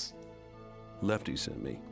It was not CGI; it was done it was done in engine, so which means the game should Thanks. look Very close to that, I guess. Just wait.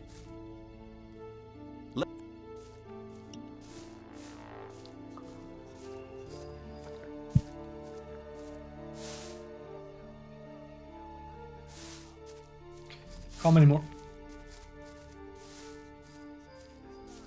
That's it? Or not? We have 3 more, right? Okay. Should be easy. Oh, no, no, no, no, no. I already gave you the water, okay.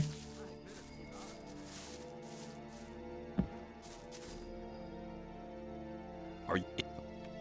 Misclick again, okay. Lefty sent me. And when you think about it, the amount of NPCs on the screen at once just doing their own thing is kind of crazy for such an old game. I mean, look at that. You have 2, 4, 5, 7, 9, 10, 11, 13, around like 20, 25 NPCs in this small area, maybe even more, rendered at the same time. Pretty insane. Okay, 1 more, right? Hey, you! Oh, I did? Wait, what? 2 more.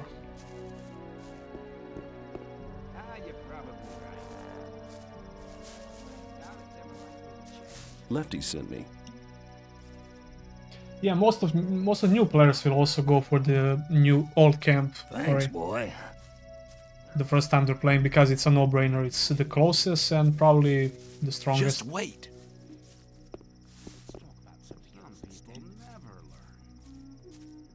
And if you like the game and when you beat it the first time with the old camp, boy.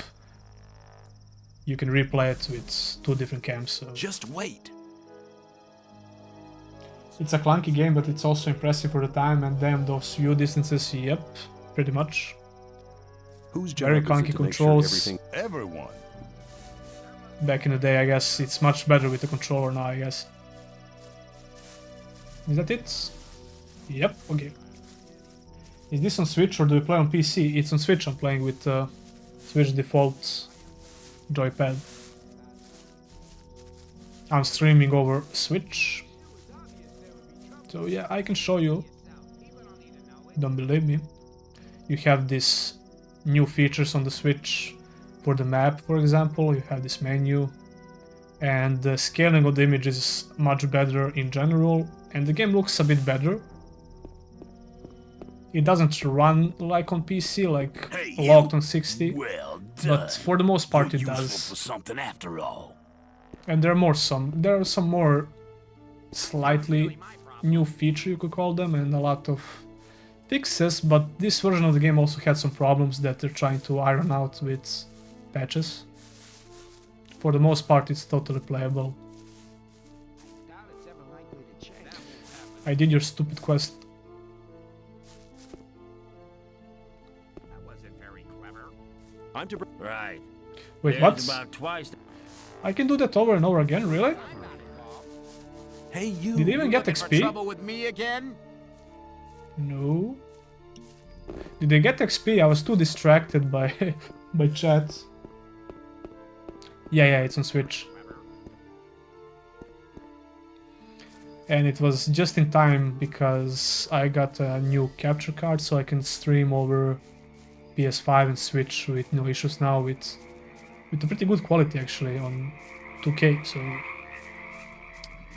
but I also have to upgrade my PC because it's getting pretty weak for new games, especially for streaming, but not exactly a streamer. Although I will try to stream a bit more, and I'm doing that right now. I had like 5 streams in the last 10 days or something like that, 15 days. Before we go away, before we run back to the swamp camp, let's get some XP.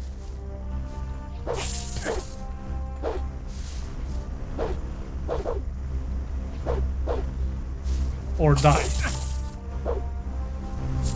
Nope. Yeah, I just want to fight one of them, and we aggro them all. Okay, once more, if I start dying like crazy, I'm gonna go back and get some better gear, start chapter 2, come back and kill all the damn bloodflies, visit the forest, go on a killing spree, stuff like that.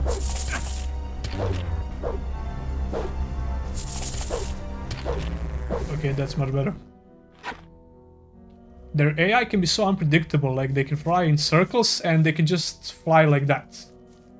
As you can see there. Like, where are you going? What are you doing? Who knows?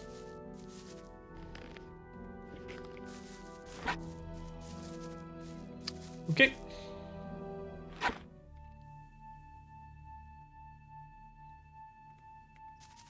He's not coming back, hopefully.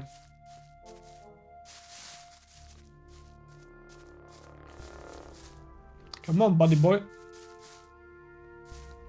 Come on, spinny boy. Come here. Another very nice feature in all of their RPGs was always the warning which animals will give you before they attack. They will like warn you 3 or 2 times. They will not just mindlessly aggro.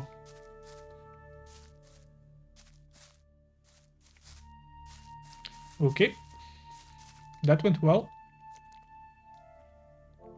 Are you playing on a monitor? I'm playing on my TV actually, which I use as a monitor. It's like 45-inch TV, which is meant to be used as a monitor or a TV. It's pretty dope.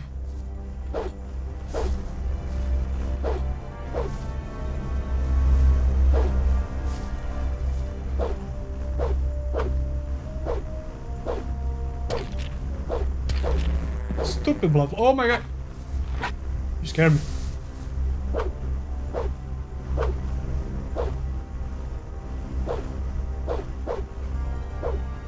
We can do this all day, you know.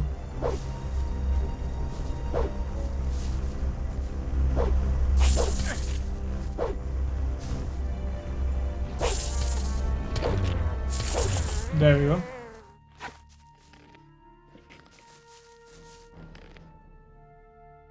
I was playing Gothic 1, I could never get into Morrowind. There are really different games in general, like they're both RPGs, but very different.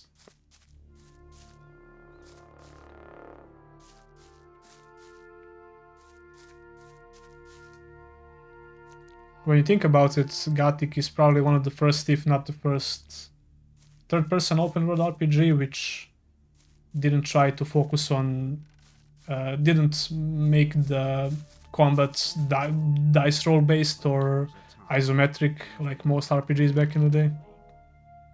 Like 99% of RPGs back in the day. The best you could find, which is the best game, the similar games in that time period were mostly like action adventures rather than RPGs.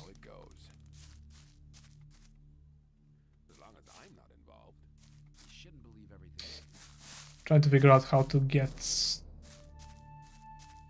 through these guys without paying them or getting my face kicked in.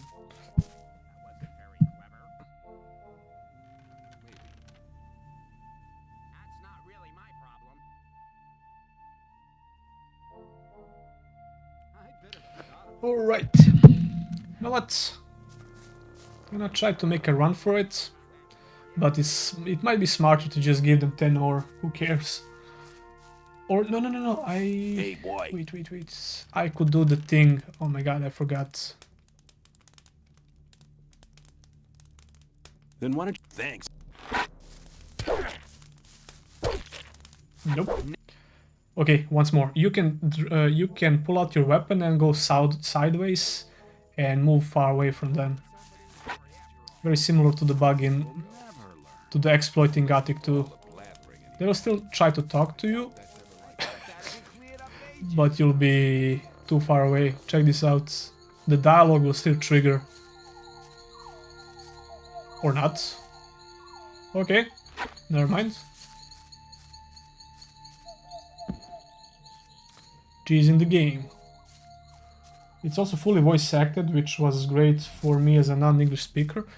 Yeah, it was fully voice acted, even though like the English voice acting wasn't that amazing, but still, it had so many voice lines, and it was fully voice acted in 2001.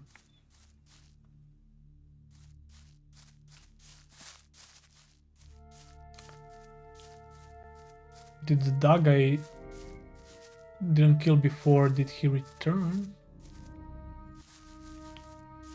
Probably not. Maybe he got killed along the way.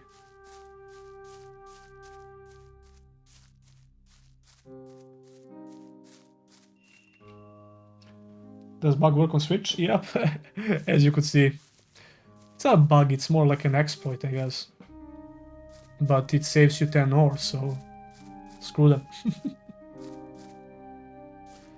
But you can't use it. You can't use the same exploit to get in the to get to the upper castle in old camp. Like for example, I tried that. It won't work.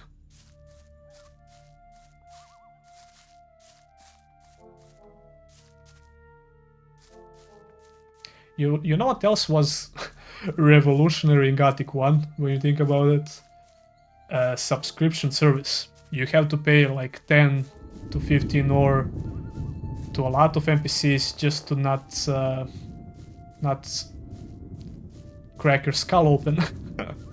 So yeah, a lot of people here like the subscription model, and it's daily, not monthly. So you know, there's the barrier, which looks much sharper on the Switch version than on the PC, by the way. But the game looks sharper in general on the Switch. The sharpness is increased. I want to sleep here and move on to the swamp camp.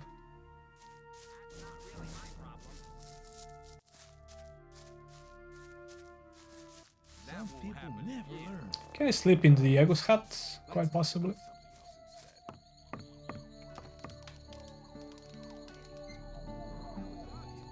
I'm squatting in Diego's house.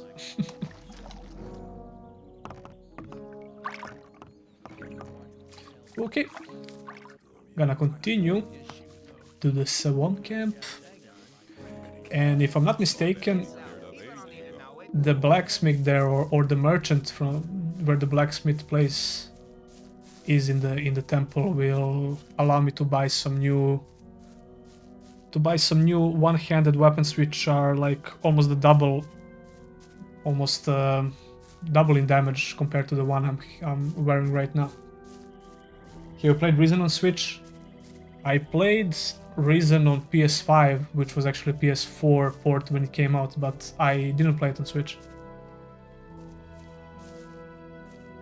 I want to play it on Switch as well, and quite possibly do a playthrough on Switch on the stream, but not soon, because the reason why I'm playing Gothic 1 now on Switch, because I want to finish a playthrough before Gothic 2 comes out on Switch, and we're gonna do the same for that game.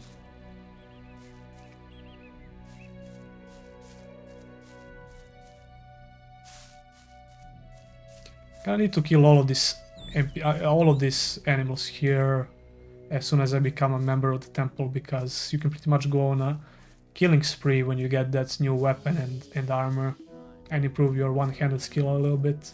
Although I would like to rush my two-handed skill, but I'm pretty sure that you have to learn one-handed. You have to become a master of one-handed or something like that, or at least adapt before you can even carry or find a two-hander. How's Risen 1 on Switch, by the way? I played it and I did a stream on when Risen came out on PS4. I played it on PS5, like I said.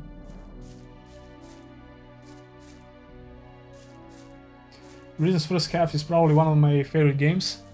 Risen's first half is extremely good. It fell off a little bit in chapter 3 and 4, and I think I said in my review that it lacks some lore, especially for the Lizardmen, because it kind of felt all of a sudden the whole lizard theme of the game. Sorry if that was a spoiler, but I don't think so. I think it needed a bit more lore for them and in general.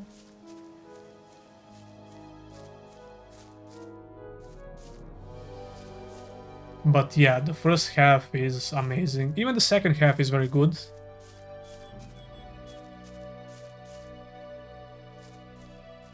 It felt like it needed at least one more chapter. I think that was the problem, and I said that in my review as well. I'm gonna play the old version on PC and Series S. Speaking about Series S, I was thinking of getting that console as well, and that would kind of complete my my new consoles, because new console collection, I guess, because I want to be able to cover all old ports of some RPGs and compare it with PC ports and stuff like that, and some exclusives on Xbox, like I can do now on PS5. Like PS4 games, PS3 games, some of the PS3 games or PS5 if you have the Ultimate subscription, so it can be very useful for me as a content creator. But even just in general, it's pretty fun. They fixed many bugs. Yeah, there was a brand new patch for Gothic 1 on Switch that came out 2 days ago, I think. This is what I was talking about before. This is a bug, obviously, because Lester has a naked clone. Well, half naked, but still. And he only appears when you have to start the chapter 2, at least in my case. And he disappears right after, because the way you start chapter 2, you'll see it soon enough. You talk with him and you start chapter 2 basically.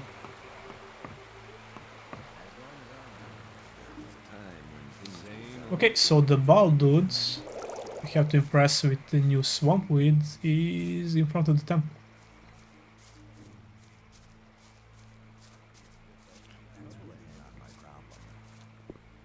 The Last Remnant ports. Wait, the Last Remnant has a port on Switch, really?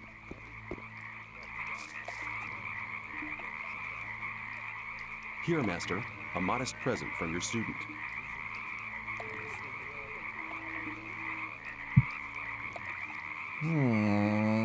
That hits hard. And he's gonna sleep now. That's some hard-hitting weed right there. Yeah, the humming is new as well. You didn't have that in the PC version. Hilarious. Get up.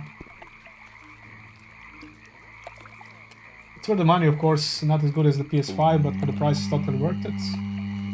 You're talking about Reason 1 on Switch, right? In the name of the sleeper, I've had a vision. It was incredible. I saw that we would win a new brother. One who was not like those who came before him. He was doing something to us. There was a sword in his hand, and he was descending a wide flight of stairs. Then the vision ended. He looked very much like you. Who are you? What do you want? I'm just a modest servant of the sleeper. Go to Kor Kalom. He'll take care of you. Okay, so I'm pretty sure that will conclude all the battles, but we'll have to check with Kor Kalom. Do you think we'll get Gothic 4, the real one, if the remake is successful? Anything could happen, but I don't know if even if that happens, I don't know if they're going to name it Gothic 4. Because Arcania kinda ruined that name. Even though Arcania nowadays is only called Arcania, but you already had... you can also find a ton of information about Gothic 4 on the internet nowadays, so it maybe it wouldn't be a good idea to call it that.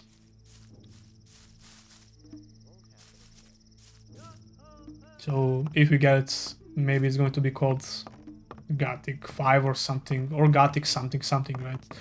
That's wishful thinking, because we already know that Piranha Bytes is definitely working on Elex 3, even though we still didn't have the confirmation from them, the official confirmation, but we're 99% sure they're working on Reason 3, Elex 3, and they're going to conclude that series as they did with Reason, as they did with Gothic, and only after that we might get something related to Gothic. I'm delivering the daily swampweed harvest. One can hope, right? Give it to me. And now get out of my sight. No, we had to talk. Yo. Just wait. Bro? What do you want? I think yeah, there we go, boys. Baal Oren says I have proven to be a worthy servant of the Sleeper. Baal Nabib is convinced Camera's I'm a going true crazy. believer. Thanks to me, Baal Tyon had a vision. And? Baal Tundral says I should receive the robe. I have brought him a new student. Good. If the Baals support you, that should be enough for me. Here, put this on. And now, go and make yourself useful. There we go, boys. Our first armor. Let's go. Oh my god, my stomach is going crazy. I'm apparently hungry. I'll be seeing you. May the Sleeper enlighten you. Do we really need C4G? I think the story is basically finished with Adon ascending and Gothic 3 data disc doesn't count. We don't talk about that. Oh wait, what? Gothic 3 data disc doesn't count? You're trying to say that Gothic 3 is not canon? I would totally disagree with that because it's absolutely canon, even though the story was very, very lackluster in Gothic 3 in general, but you have to count it as canon. You can't count Arcania, definitely, or Forgotten Gods. But to tell you the truth, we don't need a new Gothic game, but I would like to see a new medieval slash fantasy game from Piranha Bytes where they're going to totally disregard the weapons, the high-tech weapons like in Elex or the guns in Reason. Just make a new medieval slash fantasy RPG and I would be happy. That has all the major features of Gothic games and Reason games, I guess, because they're pretty much the same in a lot of ways. So yeah, but maybe a Gothic spin-off or something like that. Check out our new armor, boys. There we go. And I can't remember if I had to talk with Lester to start chapter 2 before we get the new weapon from the guy here. I'll check. Arcania is legit and spiritual successor of Gothic, and it's allowed by fans worldwide. An awesome game. What's your name? Is your name Troll or something? Your tyranny? Bro, be careful how you talk about Arcania around here. Maybe a new series will be nice, but please no sci-fi again. Yeah, I agree. Everything I want to see is a new medieval fantasy RPG with swords and magic. Oh my god, my voice is going insane right now. But yeah, medieval fantasy RPG, and I'm going to be satisfied. Awaken. Even though it's not, even though it doesn't have anything to do with Gothic, but yeah.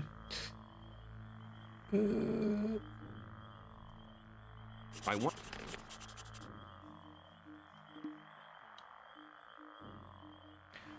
I'm not gonna use any runes right now. Maybe I get my mana up later, but for now I want to focus on melee weapons and improve our damage, so I can rush the two-handed skill and get a two-handed weapon as soon as possible. But I'm pretty sure you have to be a Templar for that.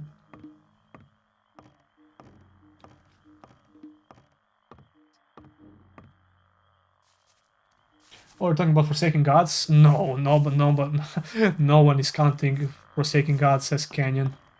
No way, Jose. No way, man. What am I doing? I wanted to talk with the blacksmith guy. Oh my god. Keep getting distracted. Want to check the weapons. And want to talk to Lares. Start chapter 2. Actually, we have to talk with the clone of Lares. And he's supposed to disappear after that. That was the case when I was playing off stream, at least. Yeah, you were trolling, Tyranny. I know you were. No way you were serious.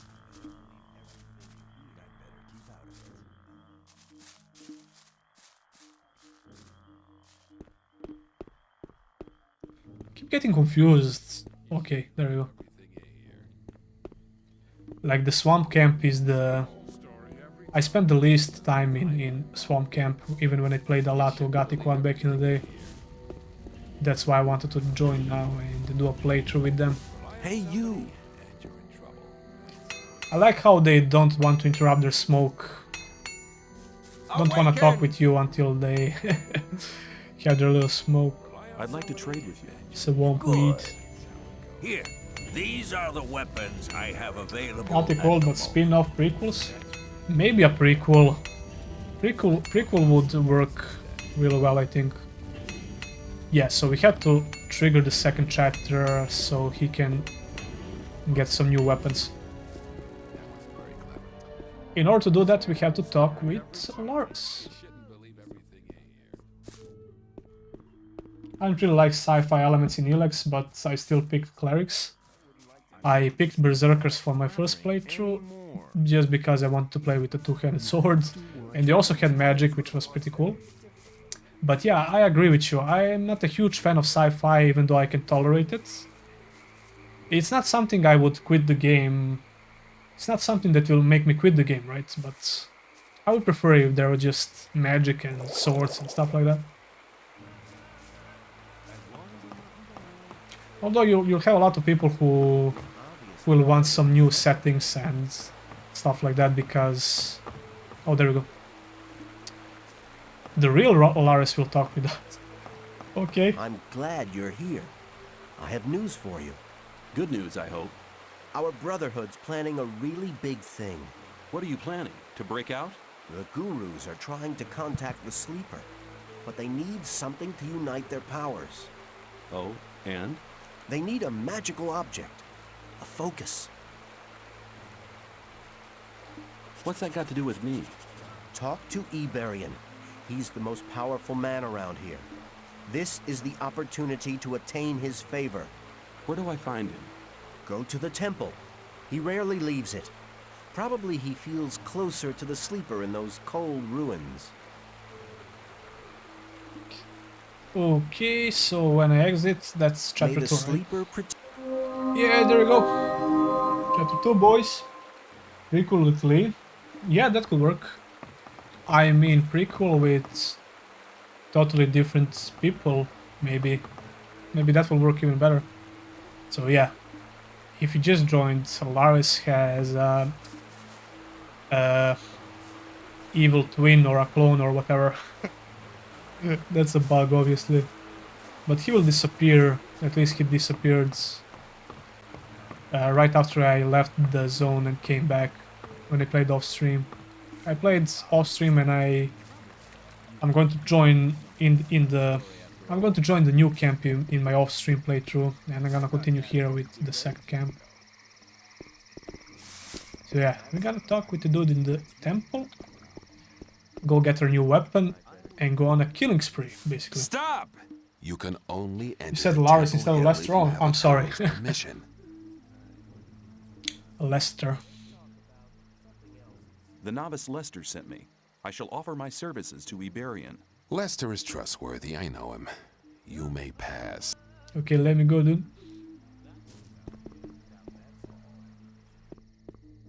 The temple has a really nice vibe to it, with the lighting. And the whole camp is now lit in blue lights from the ore, which is pretty cool as well, at night.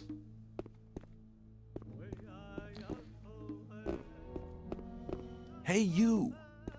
Awaken! What are you doing? Be silent and take a look at the ornamental runes in this cave. This place. I can't explain it, but this place here... Are you okay? Ah, forget it. Must have been my imagination. Okay, let's talk to the main man. The main dude. Awaken! Greetings, Master Iberian. Ah, I know your face. Impossible. We've never met before. But I thought, well, what do you want? They added some extra dialogue in the Switch version for Lee. I can't remember, but that might be the case because they reused some of the cut contents. So can't actually remember about Lee in particular, but you might be right. Looking for something. That's right. We need Lee will be great as a prequel character. We sent the novice Nyras to Yeah, that could work. Focus, but he hasn't come back yet. You could check up for me what has happened.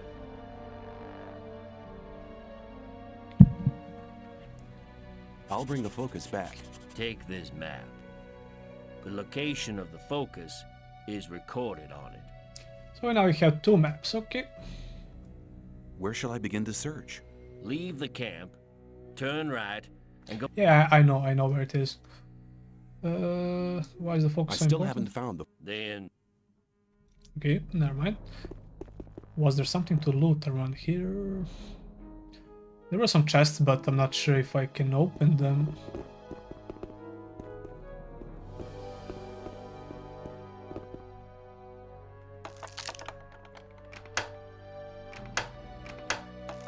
God damn it. Oh my god, you have to do it like 5 or 6 times? Come on. Ah. Left, right, left. No, okay. Can I quick load? Out of lockpicks. Yeah, Lee could be great as a prequel character, although I don't... You're thinking about Lee as the main character? Or just Lee as the guy in the story, in the prequel?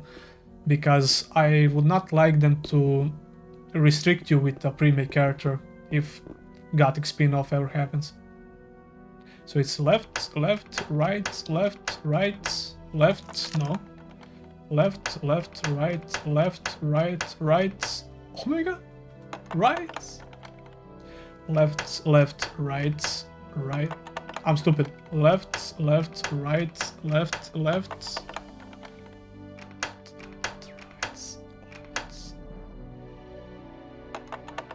Never mind, it's getting annoying. There's like 7 to 8 combination for this chest, oh my god. Most of them I opened so far were like 4 to 5 max. It would be cool to see some of the characters in the prequel if it ever happens, but I would actually prefer them to do a, like, I don't know, 200 years before or something like that.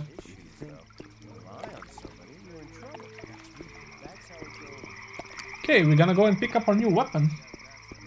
Gothic 3 UI needed. Yeah, Gothic 3 has that very useful mods which adds this mechanic to opening chests and stuff, and it also adds the visual on top of it. I assume the Gothic remake will have something similar, at least the UI for it, which will make it a bit easier.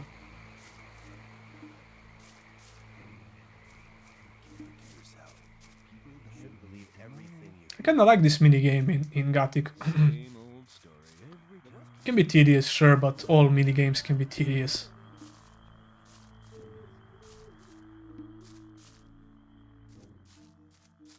I think I might still remember chest combinations in Gothic 2. I hope they won't change them in the port. I don't think they will change anything major. Like, we might... I expect them to add some small features like they did in Gothic 1. Like maybe some cut content or something like that. But my biggest expectation is for Gothic 2 to work properly with 0 to no performance issues. Hey, you! Awaken! I'd like to trade. Good. Yeah, okay, this mace is the best, right? The best weapon he can sell us. Yeah, 37 damage, yep, we want that. And I want to sell some stuff as well, which is useless. Gonna sell the wings. Very probably right. We're gonna sell wolfskin, shadowbear skin. Was this no? Okay. I'll keep one weed on me, I guess. And there was a shortcut for getting the more. Okay, it's A plus Z L and Z R. It's like this. There you go.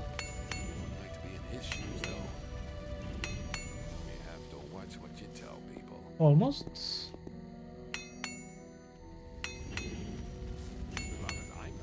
Okay, close.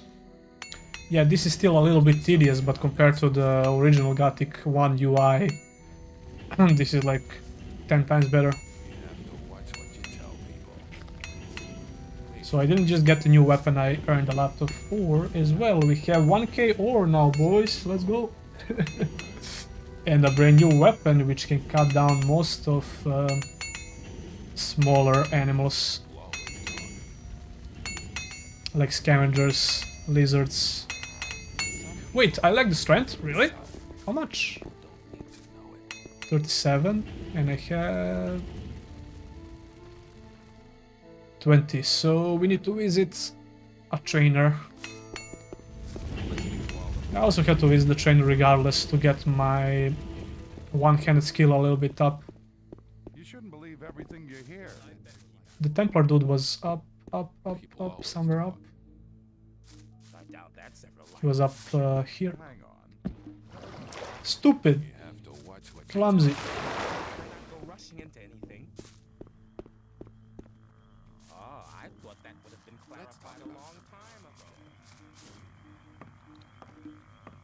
As soon as I learn that and equip our new weapon, we're gonna go on a murder spree and do the quest for the beacon, I guess. Was the beacon? Crystal? Or whatever it was.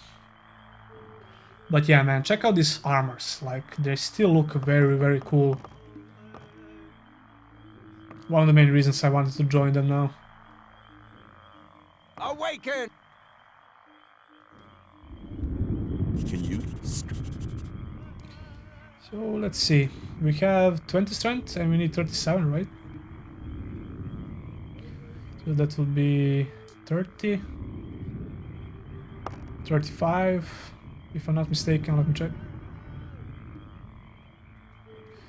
Didn't have the ring for strength, no? No. 35, yeah, and we need 37. Let me check again. No, 37 damage. And 26 strength. Oh my god, I just wasted points. No, I want those points for one-handed skill. It's weird that I enjoy Morrowind more than the Gothic series. Gothic is great, but Morrowind scratches a particular fantasy itch, you know. Like I said, there are two different games. Like, they're quite different. It's not weird at all. Like, it's just what you prefer. I like Morrowind as well, but like we said, it's a different itch, I guess. I prefer more action-oriented combats in general, combat systems. So yeah, I prefer this. I also love Skyrim, for example. I like Oblivion. I played Morrowind after I played Skyrim and Oblivion, so that's quite possibly why I don't feel that big of a nostalgia for it, I guess. But I still enjoy it. It took me a while to get into it. I found it really hard to get into, especially because of the dice rolling swings and melee combat. But overall, it's a great RPG. Okay. Awaken! So we're gonna do this. We need 26, right? Get one, and that will be 26. Let me check. Yep, there you go, boys. A new weapon that can crush scavengers, lizards, and some similar critters. Here are rain. Okay, quick save and learn some one-handed skills. I would prefer to go straight to two-handers, but I'm afraid that's not possible, especially with the swamp camp. I think you need to become a Templar. I want to improve my handling of one-handed weapons. That's a good decision. Okay, he's gonna go and tell us how to use the weapon. Whatever. 14 more skill points. I can... Oh, I need 15 for the second level, right? No, 20, okay. So we basically need to level up. Yeah, we need to level up in order to do that, which is not that too far away. We're gonna go and kill some stuff now. Are there total conversion mods for Gothic 1, Gothic 2 that you would recommend that have English subtitles other than Arculus? I don't know about the full conversion mods. Actually, there are some full conversion mods, but I'm not sure. I'm pretty sure they don't have full English translations. Was it Elijah for Gothic 2? Something like that. Gothic 2 Returning, I guess. Although there are a lot of people who hate Gothic 2 Returning mod for some reason. I never played it though. Actually, that's a lie. I tried it out for like an hour or something like that, but I never finished it. You can turn Gothic 2 into a great looking game, like totally unrecognizable, if you care enough to go deep into the mod DB and mods for the game. I saw a playthrough of the guy recently that completely turned Gothic 2 into almost a completely new game, especially with the visual mods, not just the DirectX mods, but graphical mods and UI improvements as well. Okay, so we have the new map for the quest we need to do, and along the way we can kill some critters and gain some levels for our one-handed skill. Golems too? Yeah, we can kill golems as well. Like you can see here, the switch feature. My voice is cracking like hell. The switch feature allows you to switch maps seamlessly. So we're gonna keep this map. It's just like it's the same map, but just, you know, marked with the quest. We're gonna go do that quest and kill some critters along the way. Do I have some meat that I can fry before that? Yes, I have. I want to make some fried... I want to fry some meat and not waste our potions, I guess.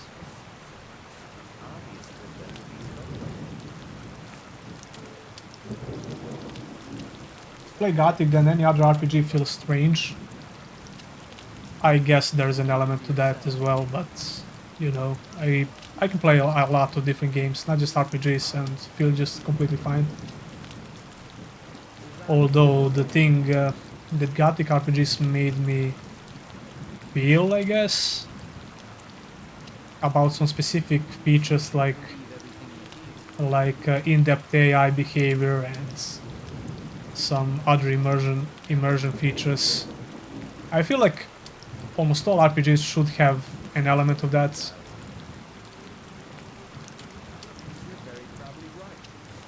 Okay, we have 9 so far.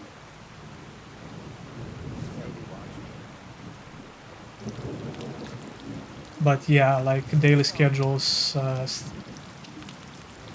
stuff like that.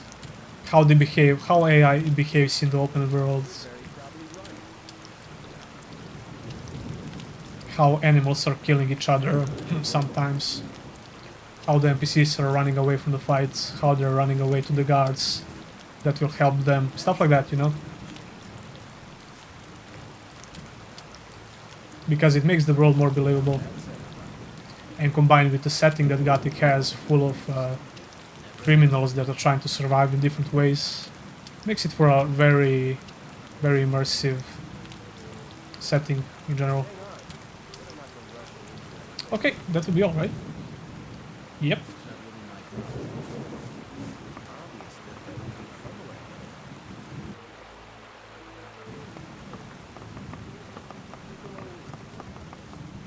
We're gonna go do the quest and kill a bunch of stuff along the way.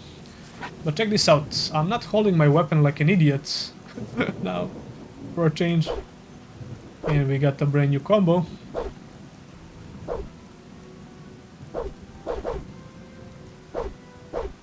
I like how you can just transition into regular attack from swinging left and right like that. Okay, time to do some serious damage. Mods change a lot. I'm replaying Skyrim with mods like Alternative Start and Ordinator Perk Overhaul. It feels like a completely different game. Yeah, and those are like some, you could even call them basic mods compared to some of the mods that Skyrim has. I did a bunch of Skyrim mod videos, by the way. You can turn it into a completely different game. You have Enderal, which overhauls, which is basically a new game in Skyrim's engine. You can compare that to Gothic to Arcolas, literally the same idea. A new game in the old engine. Check our damage. There you go, one-shotting more rats. Feels nice.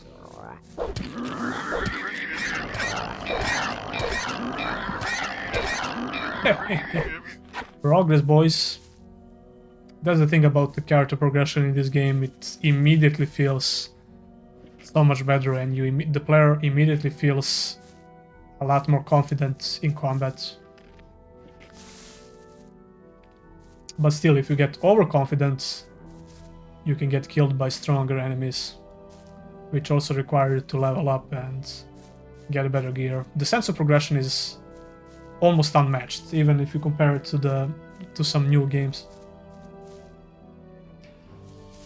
Hey, what's up, Dark Sniff? I don't think I saw you before in the chat. Maybe I did, maybe I didn't. Ordinator basically...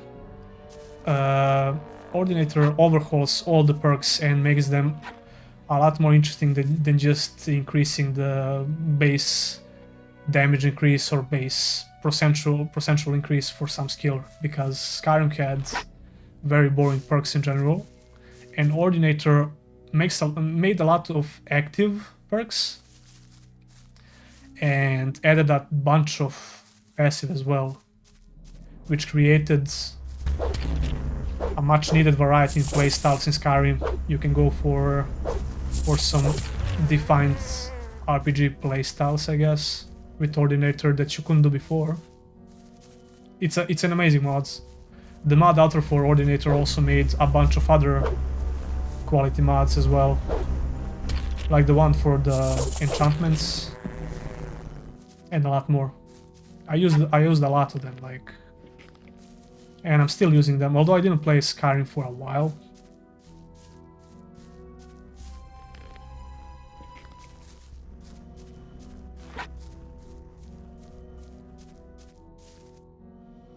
Animation update after leveling up was mind-blowing. Yeah, pretty much. You start off as a very clunky guy in combat, and all of a sudden you can kill lizards that could one-shot you before. I should probably learn the skill for taking their claws and skin. Pays off.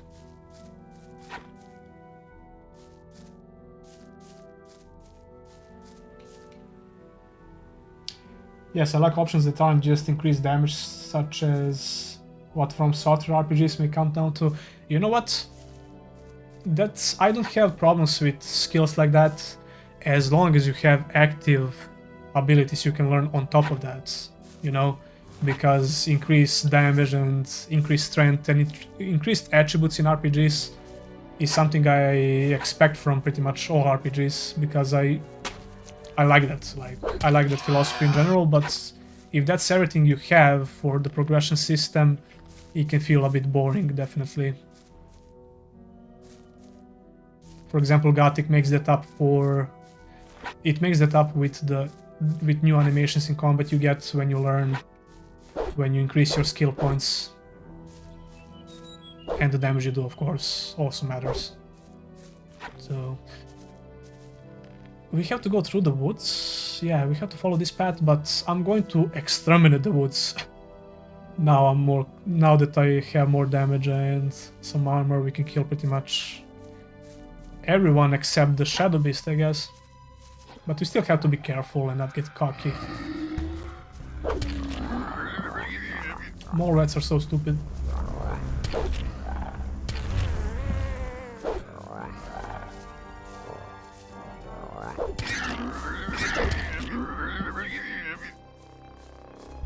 Oh, come on. There we go, boys, level up. I could immediately go and increase our one-handed skill right away, but I don't want to do that. I want to kill some more creatures, do the quest, and then go back.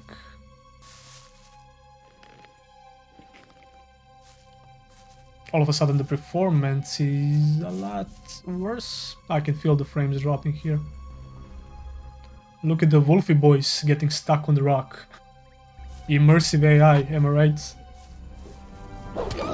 Let me help you with that, buddy. Oh, the frames are dropping like crazy here for some reason.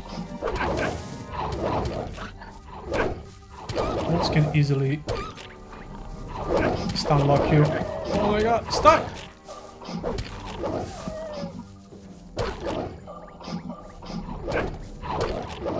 That was close. Yeah, the performance is going wild here. Do you ever use Union script for Gothic? Yeah, definitely on PC. Yeah, like Union is pretty much essential.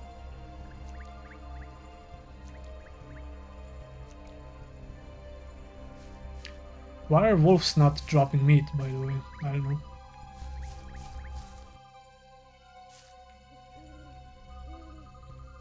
I don't have any arrows, really? Come here, boy.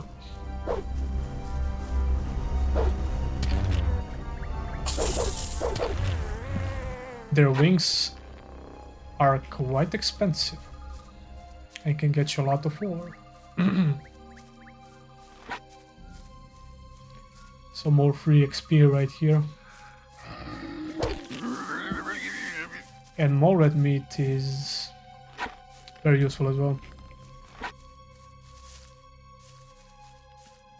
It's probably because the location, good thing, is behind barricading 2. You mean the frame drops? Yeah, quite possibly. And there we have some wolves eating mole rats. That's the thing I was talking about before, one of those immersion aspects.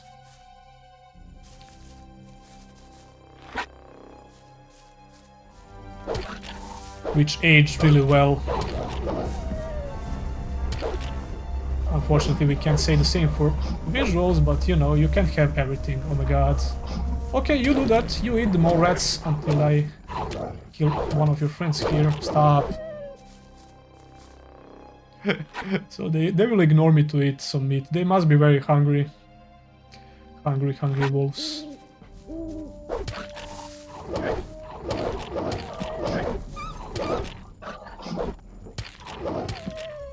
Here we go. Oh, what?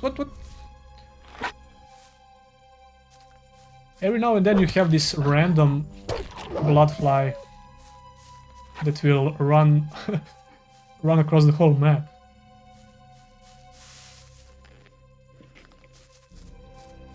Almost randomly, it seems.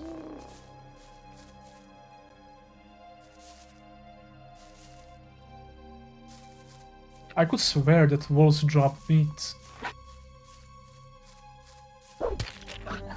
Am I interrupting something? Sorry. I'll take that.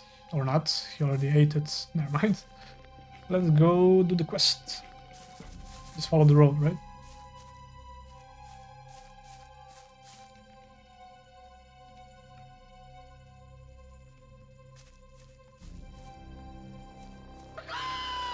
I'm gonna deal with these scavengers later. Oh, you know what?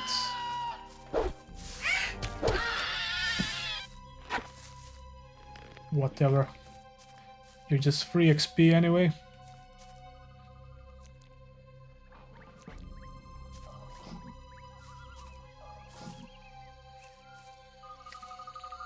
Yeah, the performance in the forest could definitely be a little bit better in some areas, but it's not unplayable, I guess.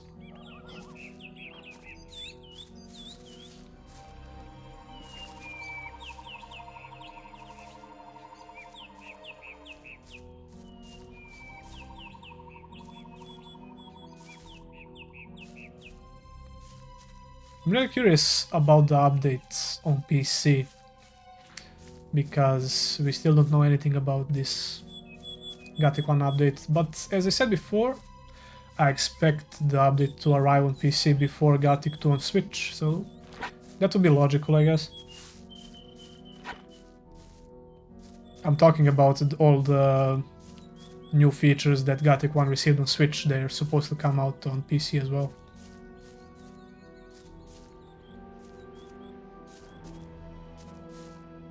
I'm wondering about the... That probably won't ruin the mods on PC, right?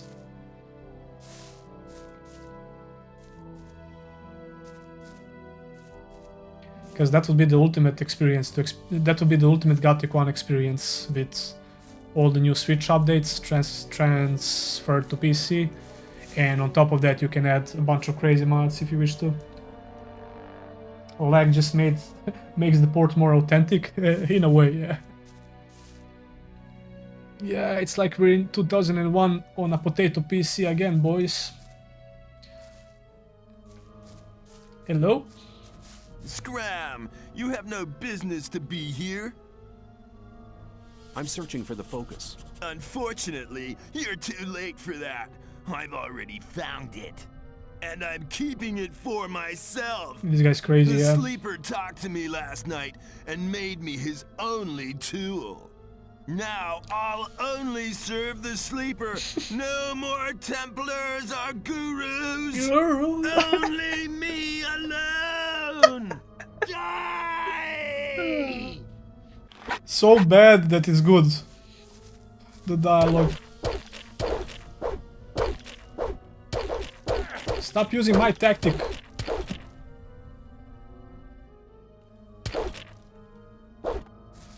How was the...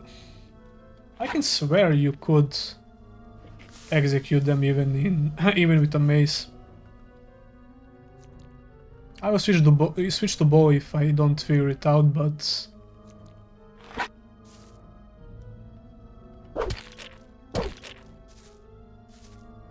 should be the combination of two buttons.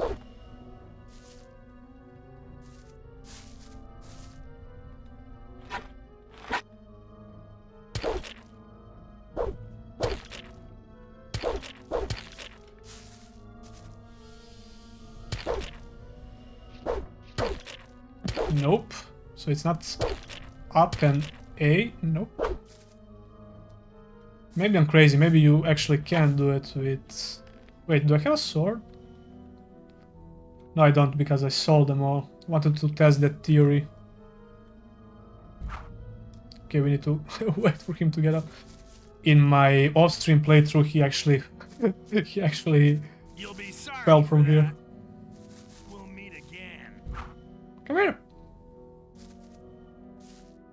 Yeah, he fell to his death in my off-stream playthrough.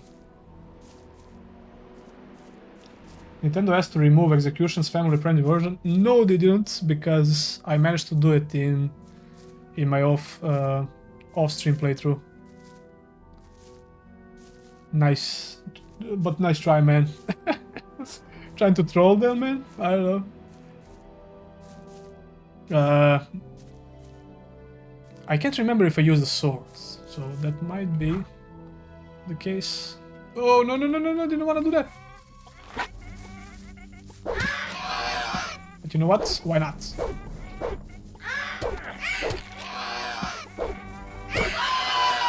Why not? Come on. This is even better, okay. There you go. Just let the poor guy live. Hey, he tried to kill me, man. What do you mean?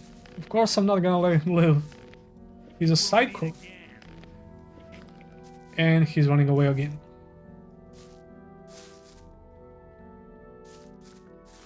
We have to get rid of him. He's a psycho. He'll try to kill someone. The weed got to his head.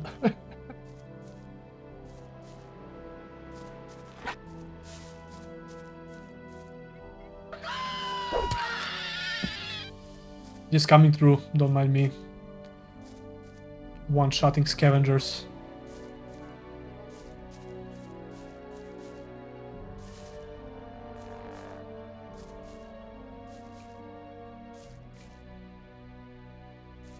I need to ask, what do you think makes or breaks an RPG, and what's your least favorite type of RPG? I think it's individual, right? You can't really generalize it, but if I would try to generalize RPGs. You have so many subgenres of RPGs. You have ARPGs, which are basically like Diablo RPGs. You have JRPGs, which are also totally different with their creative design. You have Western RPGs. You have shooter RPG. You get what I'm saying, right? But I prefer. Wait, what was that? The seed? Yeah, anyway. I prefer Western RPGs, medieval / fantasy RPGs. And what can make or break? Well, I also prefer open-ended RPGs like this, for example. They don't necessarily have to be open world, but I would prefer it to have an open world, for example, like Gothic, or even bigger, I guess. I'm not a huge fan of JRPGs, to tell you the truth, especially because, you know what's crazy? JRPGs usually have a very good combat system, although some of them are very over the top, which I don't enjoy. But for example, one of the JRPGs I do enjoy is Ys series, spelled like YS. For example, Ys 8 and Ys 9, and Ys 10 is supposed to come out very soon. I love the combat in those games. It's a JRPG style, but not so over-exaggerated and over-the-top like most JRPGs. So that would be a big deal breaker for me, like over-the-top combat elements, over-the-top, you know, animations, stuff like that. I like it to be a bit more grounded. Fantasy, like Gothic, like Witcher, like, you know. That would be a deal breaker in some cases, but I can make exceptions if the game is like really good. Ys is great, one of my favorites. Yeah, same here, man. I like pretty much all of them. Level cap is a big no-no in RPGs. That's why you didn't finish Baldur's Gate 3. Well, that doesn't mean much to me if you don't explain it a bit more properly, because that can mean a lot of things. Why is the level cap a problem to you? Because I can have a lot more problems with the leveling system in general, which would translate into a progression system. So they're kind of tied together. It depends of the game we're talking about, right? For example, Gothic, you have levels, but levels in general don't mean that much. They just give you leveling points you can like invest in different things. But the XP matters, if that makes sense. I mean, they matter, right? But who cares what level you are? It's more about the learning points you get from levels, but they're tied to levels. It's stupid, right? But you know what I'm saying. The level cap doesn't mean that much to me. At least. The novice Nyrus has gone mad. He said that the sleeper had The level cap in chosen Skyrim him kind as of his bothered only me servant.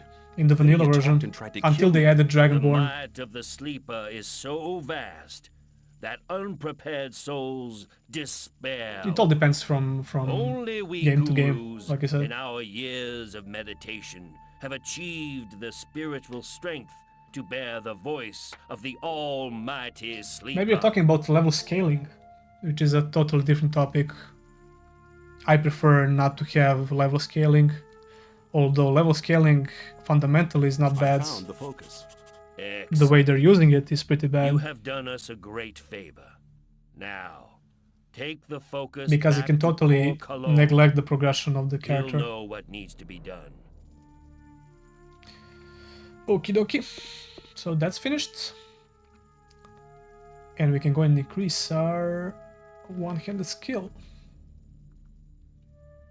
And go back to the old camp and talk with Gomez, I guess.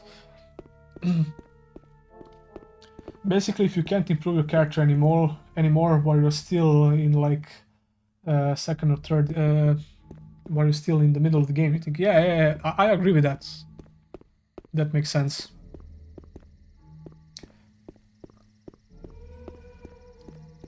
You should be able to improve your character as long as you play the game, like for the full length of the game, I guess, right? I invested around 15 or 20 hours in Baldur's Gate 3 so far, and I might start a new playthrough live on stream and complete the game like that, since I started streaming a bit more now. So that might happen. So I can't really comment on that, but I believe you. I know some people had a lot of problems with Chapter 3, but besides that, Baldur's Gate 3 looks like an amazing RPG.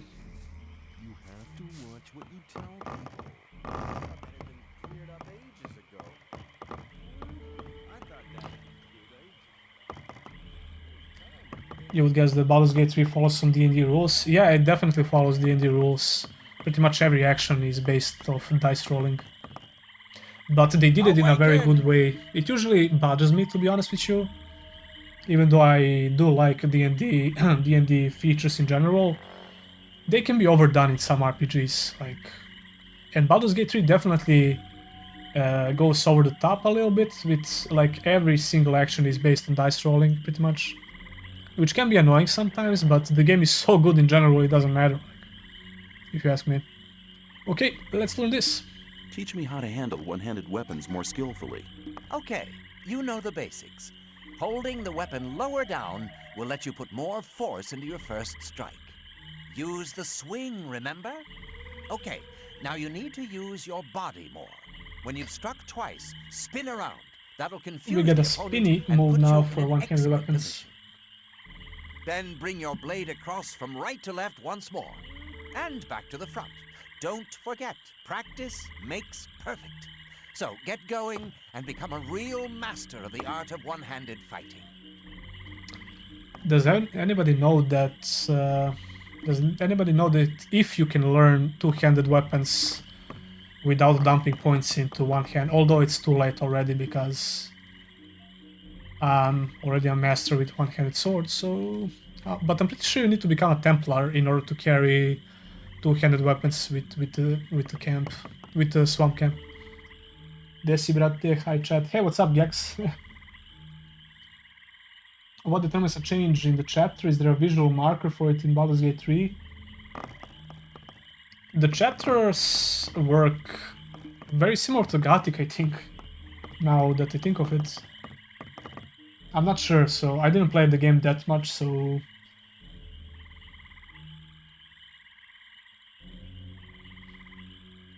But yeah, Baldur's Gate 3 is full of D&D rules in general. Can I pull out my weapon without you getting mad now? Yeah, they trust me now. Let's go, chat. They trust me now. They won't bother me if I pull out my weapon. The lock-on is very aggressive when you pull out your weapon. I wish the game had a more defined system for friendlier targets when you're targeting NPCs. Let's check out our new combo.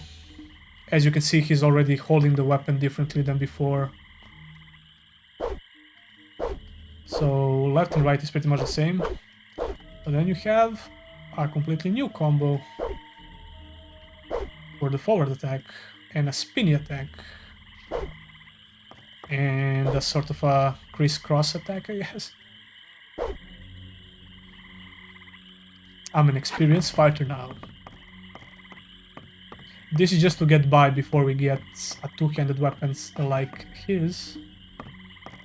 God, that sword looks amazing. But there are even bigger swords. Although I can't wait to get his armor as well.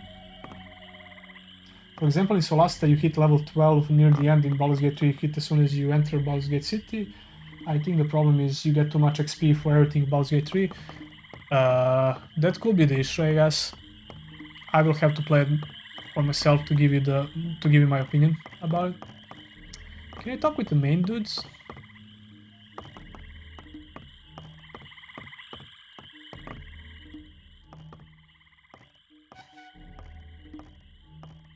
Have you ever played a Final Fantasy game, and if you have, what's your favorites and what do you think of the franchise? And if you haven't, would you be interested in streaming it on reviewing the games? I would definitely be interested in playing and reviewing them, although I don't know how much my audience would watch those videos. But I would definitely stream them and do a playthrough of them. Final Fantasy game that I played the most, but that's not saying much because I didn't complete it, the game. That was Final Fantasy XII, and I like how open it was, and I actually like the combat system as well, which reminded me of CRPGs in general, and some. It also had some MMO features, I guess, which I kind of liked. So yeah, even the story was pretty decent, but I didn't complete that game, so what do I know, right? That game was really interesting to me, and I might even get it on Switch and or PS5 and stream the playthrough. I also have Final Fantasy VII Remake on PS5. I have a disc behind me, which I also plan to play one of these days. Final Fantasy VII looks pretty good. I tried... what was the name of the PSP Final Fantasy game? Was it Generation Zero or something like that? That game is getting a remake, right? Hey you! Awaken! What do you want? Other than that, I didn't try...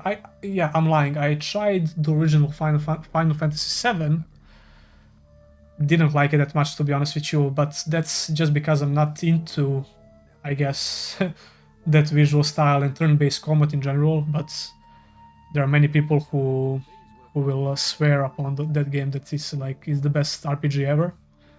So I can respect that, but it's just not for me. Have you got another task for me? In the new camp, there is a small group of men who have started producing their own weed. There are only a handful of RPGs with turn-based combat that I actually like. Do not bother me with details. The weed mixers camp must be somewhere outside the new camp. You know what to do. Like Divinity Original Sin, now Baldur's Gate 3, I guess. Solasta was pretty good. Another CRPG I didn't finish. Solasta had a very good D&D turn-based gameplay. Iberian sent me. I have the focus. So yeah, I don't fundamentally... I don't hate the fundamentals of turn-based system, but of these artifacts. I guess some games, some JRPGs are not really my cup of tea in general. So our next task would be to visit the new and the old camp. Secretion? Yes. As you must know, I produced the magic potions for the invocation of the sleeper. For this purpose, I need the secretion from the mine crawler's mandibles. You know what mine crawlers are, don't you? Yep, killed a bunch of them in Gothic 2, although they were a bit more terrifying in Gothic 1 in the mines. Yes. Very good. But that's the beauty of RPGs in general, when you think about it. It's such a wide spectrum of games. It's probably one of the genre games that has the most subgenres. You have wait. That was it? No welcome? No nothing? Welcome. Sounds much better. Don't hang around here. Do something. He's such an asshole. Take these weeds and give them to Gomez in the old camp. If his henchmen don't let you pass, tell them Kor Kalam sent you. Okay. What? Yeah, that's the quest for the old camp. Hey you! Awaken! Like I said, what do you have so many subgenres of RPGs, like ARPGs, JRPGs, CRPGs, Western RPGs, you name it, like, it's kind of crazy.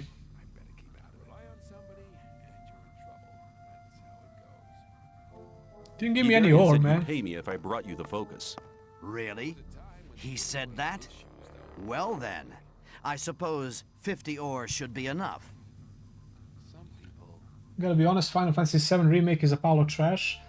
You didn't like it, so you like Final Fantasy in general, right? And you didn't like the remake. Why is that? Is there any particular reason, or you just don't like it in general?